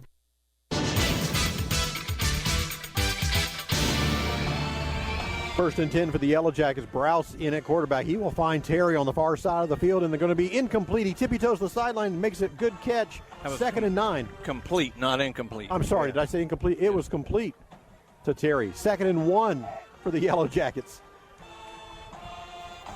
Here's the snap. Browse stands in the pocket. Now he's flushed out. Browse still looking, headed to the sideline, and he'll fling it to the coach. The coach was not an eligible receiver, so that's incomplete that time. Stops the clock with 7:43 to play. Yeah, you're never going to see me get onto a quarterback for throwing that ball out of bounds when he's got nothing. And great heady play by the Bartow senior quarterback. We didn't talk about it during the game, but a nice crowd for Bartow tonight. A lot of fans traveled down south to see the Yellow Jackets play tonight. Bartow always travels good. They do indeed. 3rd and 1. Wallace back in at quarterback. He's got the ball. One-handed snag. He wants to throw. He does. He's got a pass complete. First down. Into Shark territory at the 48. Yeah.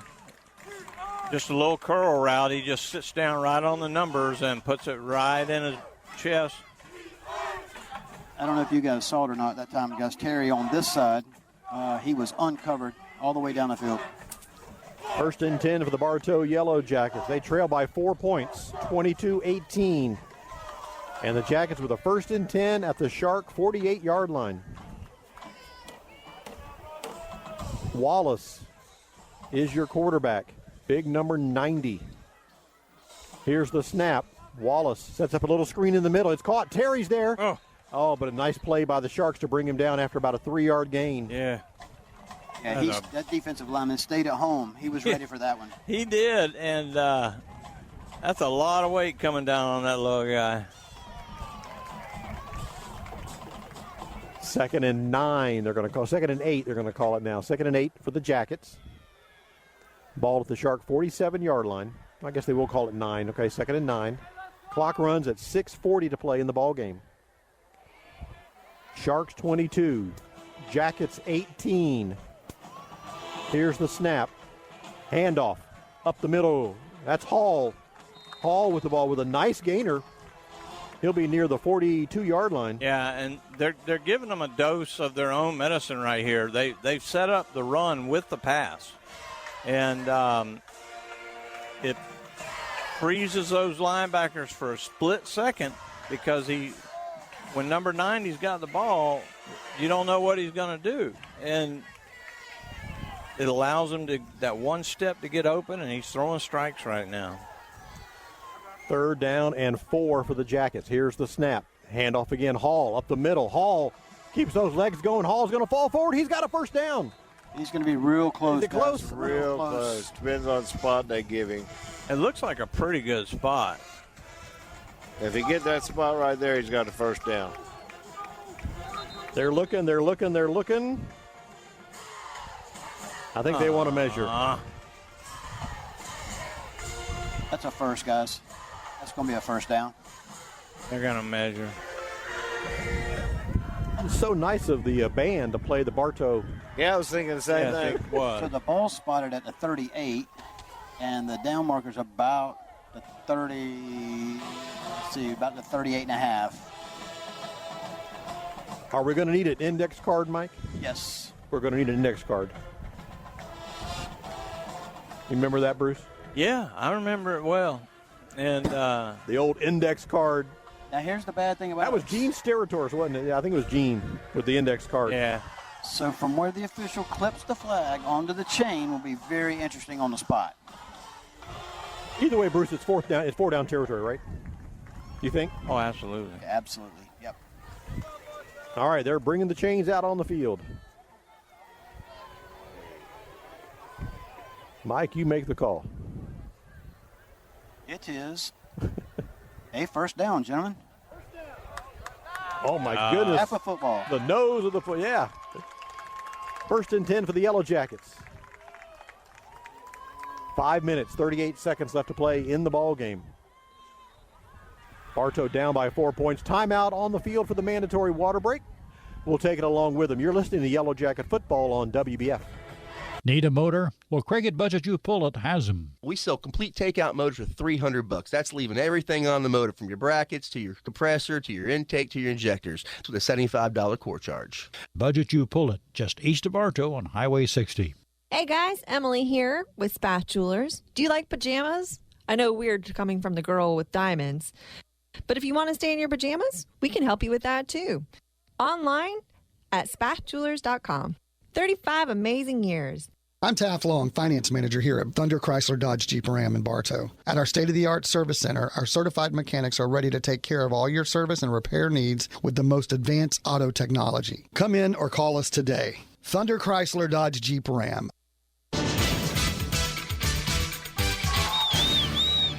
Welcome back to Yellow Jacket football. 1st and 10 for the Bartow Yellow Jackets. Wallace will take the snap. He'll roll, throw downfield. It's caught. Stacy's got it at the 10. Breaks the tackle. Bruce, he's in the end zone. Awesome job. Awesome job. Underthrew him just a hair, but that allowed him to catch up to the ball. Jackets take the lead, 24-22. Meyer on to attempt the extra point. Our defensive end made the catch. Snaps a little low. Browse puts it down, and it is good. 25-22. Well, the tailgaters have thinned out down there, too. Mike? Yes, sir. Yes, sir. Oh, my goodness. Man, I'm telling you, 22, gee whiz, all the points that Bartow scored here, Yeah. There was a scoop and score in the first half that Bartow got 7 points on, but ever since then, it was 22-7 at halftime. Now it's all been Bartow. Isn't that crazy? And we have Kendrick Stacy's mom is sitting right here, in front of us, and boy, she was jumping in a holler when Kendrick caught that ball. As she should have. Who would you, if you had to go through the roster, where is he at on the roster where you say, I'm going to throw him a 60-yard touchdown pass? Incredible. Bartow with their first lead of the night. And Bruce, if you're the Sharks, you're kind of shell-shocked right now. You don't know what happened. They have kicked themselves in the foot. It ain't over yet. 25-22, Yellow Jackets in front. 5:25 left in the ball game. Meyer has it teed up. He's ready to kick it off. He boots it that time. He's going to send it down to about the 15-yard line. The ball, he drops it, picks it up at the 20, 25, and brought down at the 28-yard line. They smothered him. Yeah, it looks like Galva was in on the open field tackle again. Great special teams guy. Great all-around player. Well, we talked a minute ago about how the momentum was shifted to Bartow. Well, it's full on Bartow's side now. Neil Duncan gives credit Coach G with those halftime adjustments, and I got to agree with you, Neil. Mike happened to be privy to those comments, and I would say they are answering. His team responded. 1st and 10 for the Sharks. Quarterback draw, Rodriguez. He's caught in the backfield. He might get back to the line of scrimmage, but that's it. No, he loses a yard. Andy's right. They'll lose a whole yard. 2nd down and 11. Clock runs. 5 minutes left in the ball game.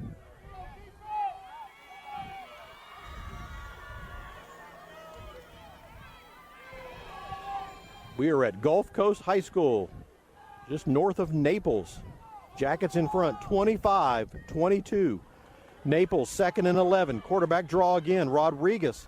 He'll cross the 30 to the 31, to about the 32. It'll be 3rd down. They need about 6. We got Bruce, a helicopter. Bruce, your helicopter's here. I know. Game's not over yet, though. Yeah, he'll have to wait. I'm riding home with you. 3rd and 6. Just have your toed. Here's the snap. Quarterback draw again. And the running back will make it. He's going to be short. It's going to be 4th down. They're going to need at least 2 yards. Yeah, if I'm them, I'd line up quickly and try to do it. Bartow did. Yeah, they changed quarterbacks that time, guys. Yeah, they've had 3 guys run a quarterback, I guess, tonight.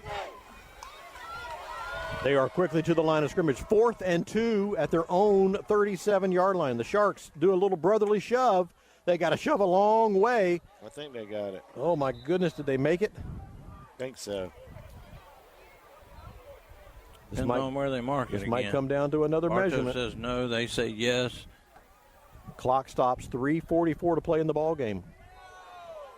Jackets now with a 3-point lead, 25-22. It looked like they lined up with a lopsided offensive line, Mike. It looked like he was almost under guard when he took that. We're going to measure again. Yeah, exactly. Oh, my goodness. Well, and here's the other thing. So, nobody knows where the true spot is, right? Right. So, it's just a luck of the draw where the officials put it, where the last player lays it down at. He is short. He is short, Mike. He's short? We're all short, Jeff. I'm short, well, too. no. You got to talk about us that way? I don't think he made it. Come on. Let me see here.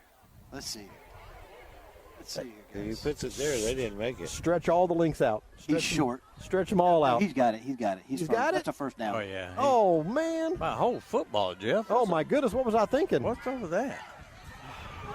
He's counting the chain links there real Oh. quickly. First down for the Sharks. Well, I got new glasses this week, and I'm still breaking them in. So, Yeah, but lenses are still the same, aren't they? well, I don't know about that. Oh, okay. I can see that big 25 on the scoreboard. I'm liking that. Oh, he moved. He moved. He moved. First and 10. Maybe a gain of 2 by the running back. Yeah, their running back was in motion before the ball was snapped. Little Arena League football.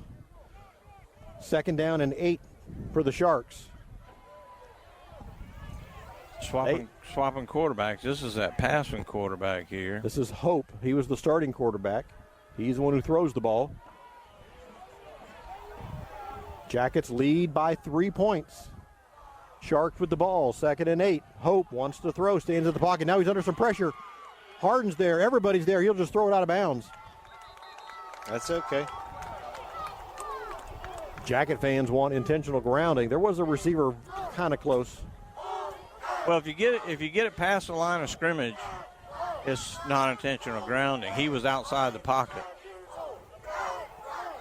I would throw that ball to Inglewood if big number 98 was chasing him. Yeah, I agree. Stops the clock with 3 minutes left in the ball game. Third down and 8 for the Sharks.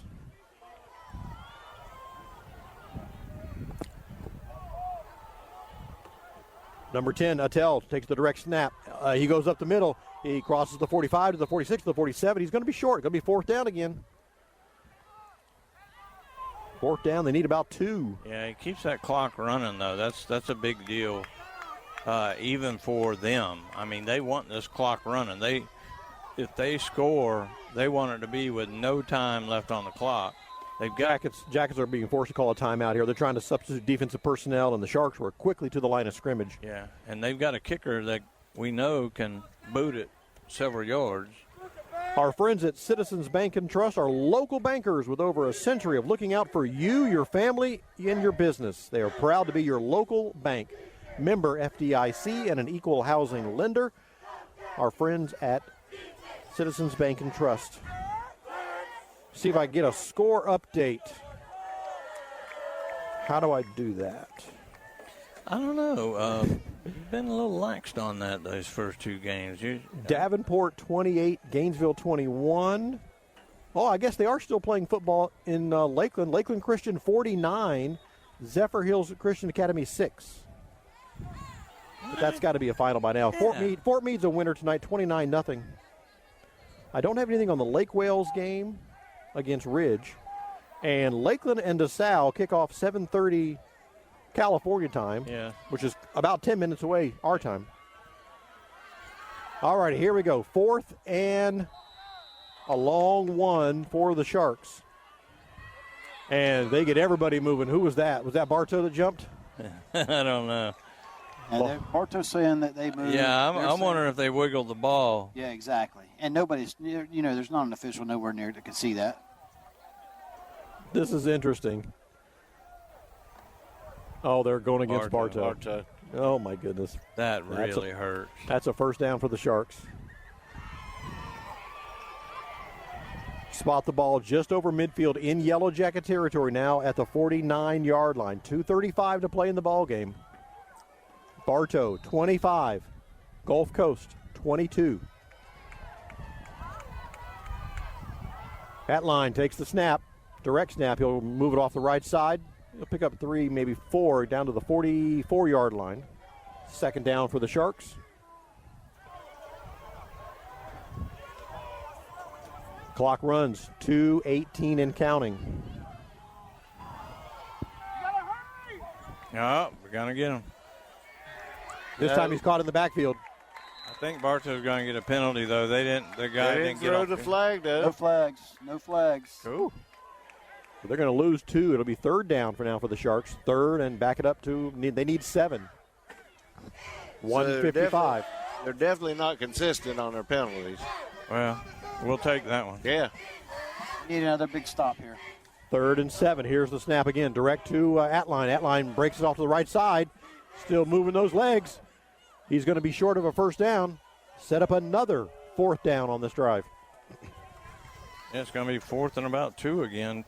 Maybe a long 2, short 3. 1:25 left in the ball game. Clock runs. Jackets up by 3 points.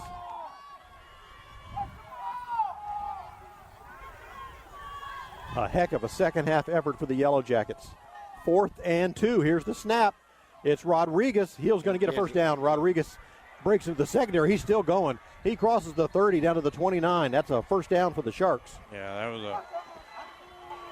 that was all effort on number 11 right there. 11 has played linebacker. 11's been the punter. 11's been the quarterback.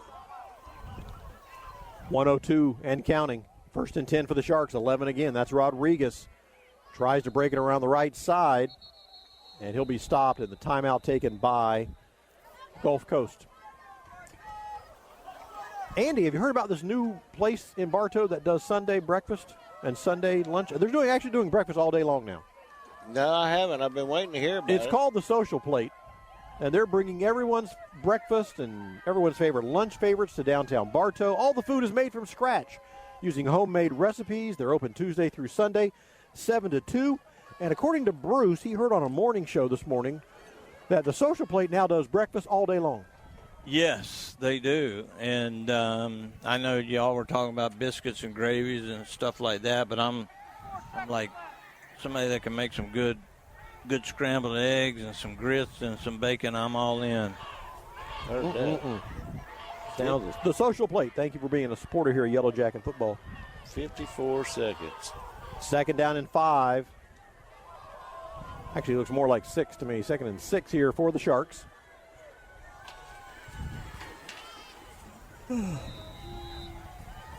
Atline's the quarterback. He's going to take the direct snap. He's got it. Tries to break it down the right side. Inches closer. Still with the ball. And finally the whistles will blow. He'll be short of a first down. It'll be 3rd down. They're out of timeout. Clock runs 40 seconds. Now a flag comes in from the pile. That's got to be against Bartow always. He was trying to get out of it, guys. Stops the clock with 38 seconds to go. That's going to give them a first down.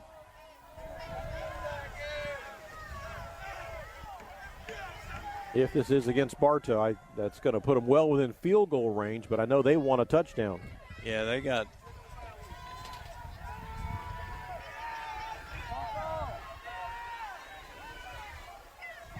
38 seconds left in the ball game. Bartow 25, Gulf Coast 22.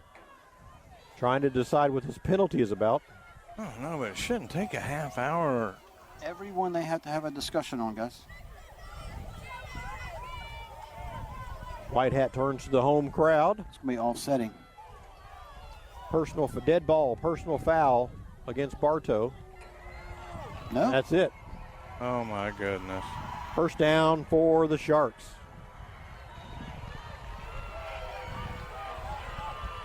$18-yard line, guys. Or, no, 13-yard line. How is 10 not in the ball game? Rodriguez will be the quarterback, number 11 for the Sharks. 1st and 10 from the 14-yard line. Here's the snap. Rodriguez again tries to turn the corner. Rodriguez still moving those legs. The pile is moving, but it's sideways now down to the 11. 28 seconds stops the clock. I guess the Sharks had one more timeout. Yeah. And they just used it. Bartow 25. Gulf Coast 22. Timeout on the field. He did all that running and all that scrum for only a yard and a half. Yard, yeah. That's crazy.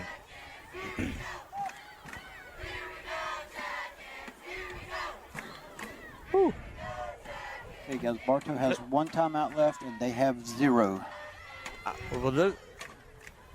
I'm telling you, number 10 hasn't been stopped all night. I don't want to see him in the game, but 10's the speed back, the burst back. 11's the bruiser. for the Sharks. Well, the speed back has been able to get all the yardage. That's true.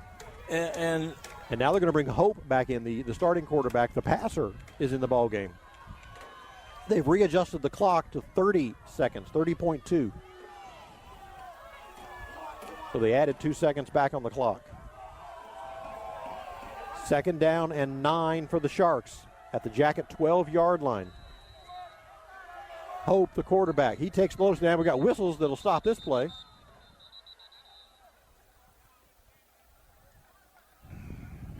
What is the call now? I don't know what they're doing now. Okay, they started the clock when they weren't supposed to. They were supposed to start the clock at the snap of the ball, not when they whistled it in for play. Well, they better call a new play because Bartow knows the routes. Yeah. All right, reset 30.2. Here's the snap. Hope with it. Throws toward the corner of the end zone. There's a flag there. The ball is incomplete. It says incomplete. But there's a flag. Bartow. They're going to call interference on that, guys. He was face guarding him. There's a flag. Yep, in the That's corner. That's what I'm saying. They got him for interference. Corner of the end zone. We could see it very clear up here. So that's a penalty against the Jackets. 24 seconds left in the ball game. Oh, is he?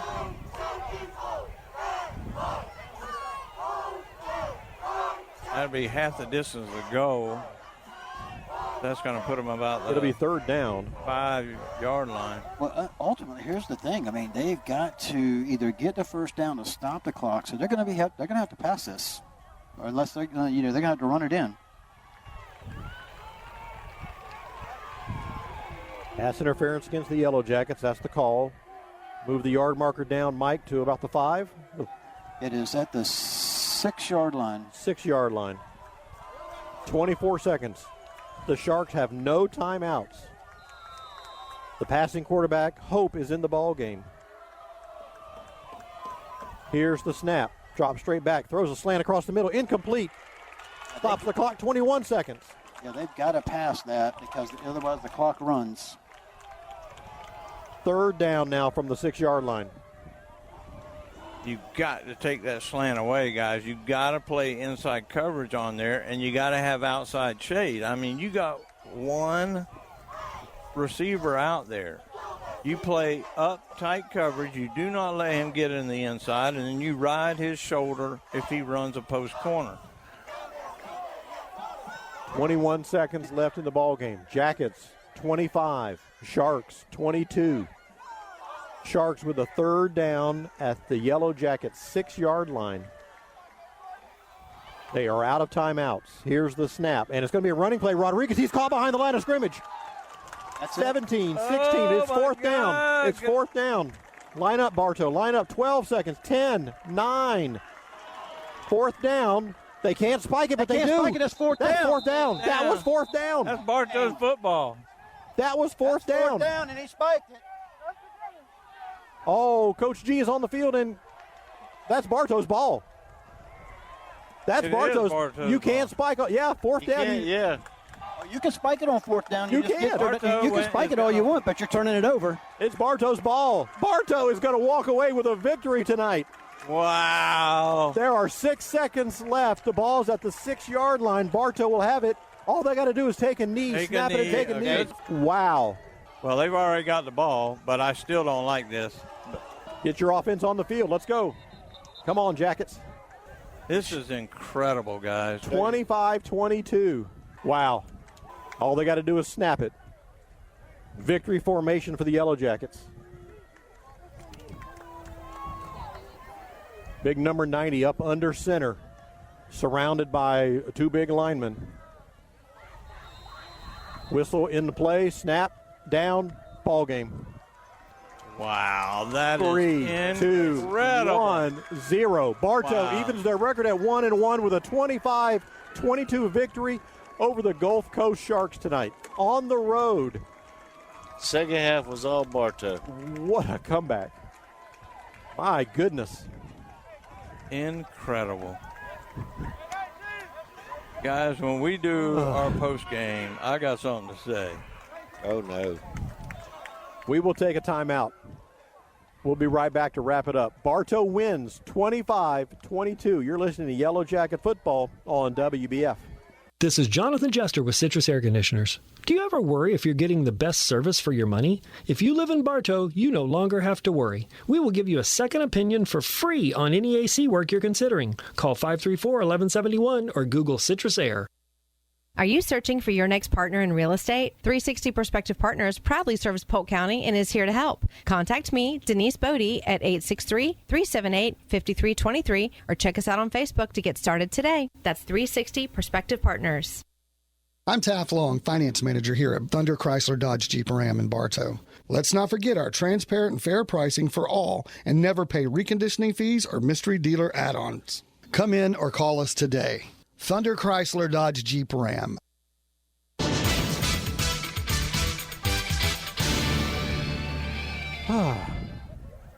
Welcome back to Shark Stadium here on the campus of Gulf Coast High School, just a little bit north of Naples, where tonight, what a ball game. The Bartow Yellow Jackets defeat Gulf Coast 25-22 in a tremendous come-from-behind victory for the Yellow Jackets. Well, I'm thrilled for Coach G. I'm thrilled for Bartow football. Mike may grab him before he does his. Mike, go ahead anytime you're ready. Congratulations, Coach.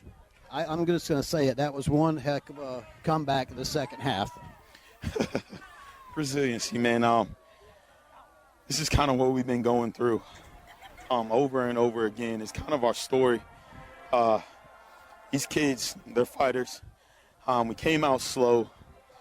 They did nothing but battle. I didn't even tell them anything special at halftime.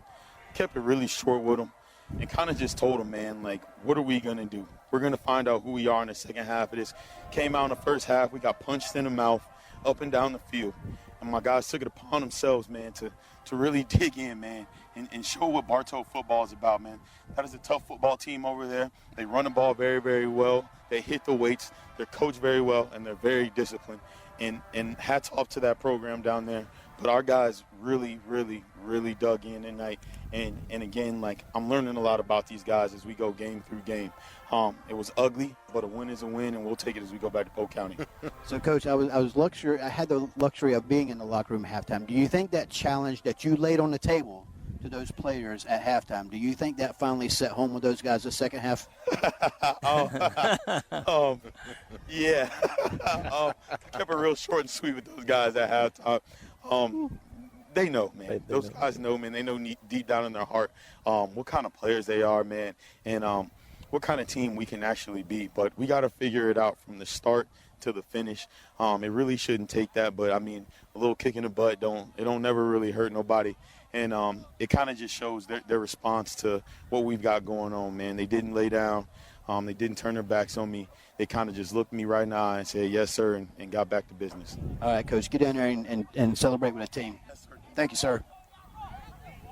Mike outed him a little bit. Yeah, that's cool though. That's great. That's good. Mike's with it. That's what makes him so good, because he goes in the locker room and he tells us these things, and we are able to see how the kids respond because Mike is in there telling us everything. But I got a couple of things to say. First of all, Neil Duncan, he just texted me, and we got to remember, and this is true. The last 6 or 8 months, these kids have been through a hell. They've been through a lot. You know, we don't talk about why, but we know. And for them to step up and do what they had to do in the second half is incredible. The coaching staff was marvelous. Broush is still a great quarterback. But I tell you what, number 90 stepped on the field tonight, and he may be wearing a different number next week. That's all I got to say. But also I want to say, in all respect to Naples, but if I was the AD, I would fire the head coach and the offensive staff right now, because they blew this ball game.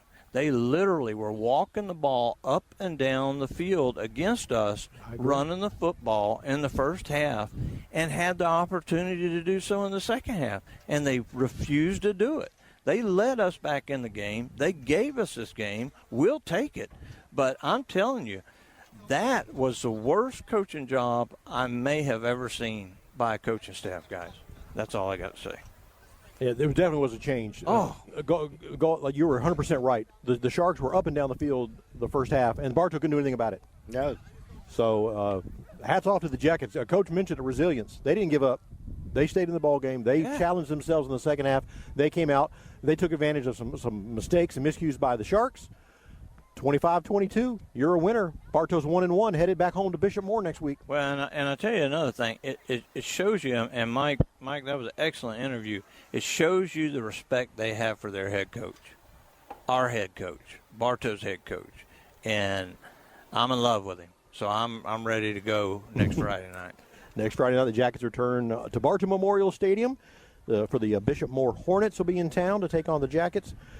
Final just came in. Lake Wales 34, Ridge Community 6. Cool. Final just rolled in, so we'll get that on the air for you. Ka-ching.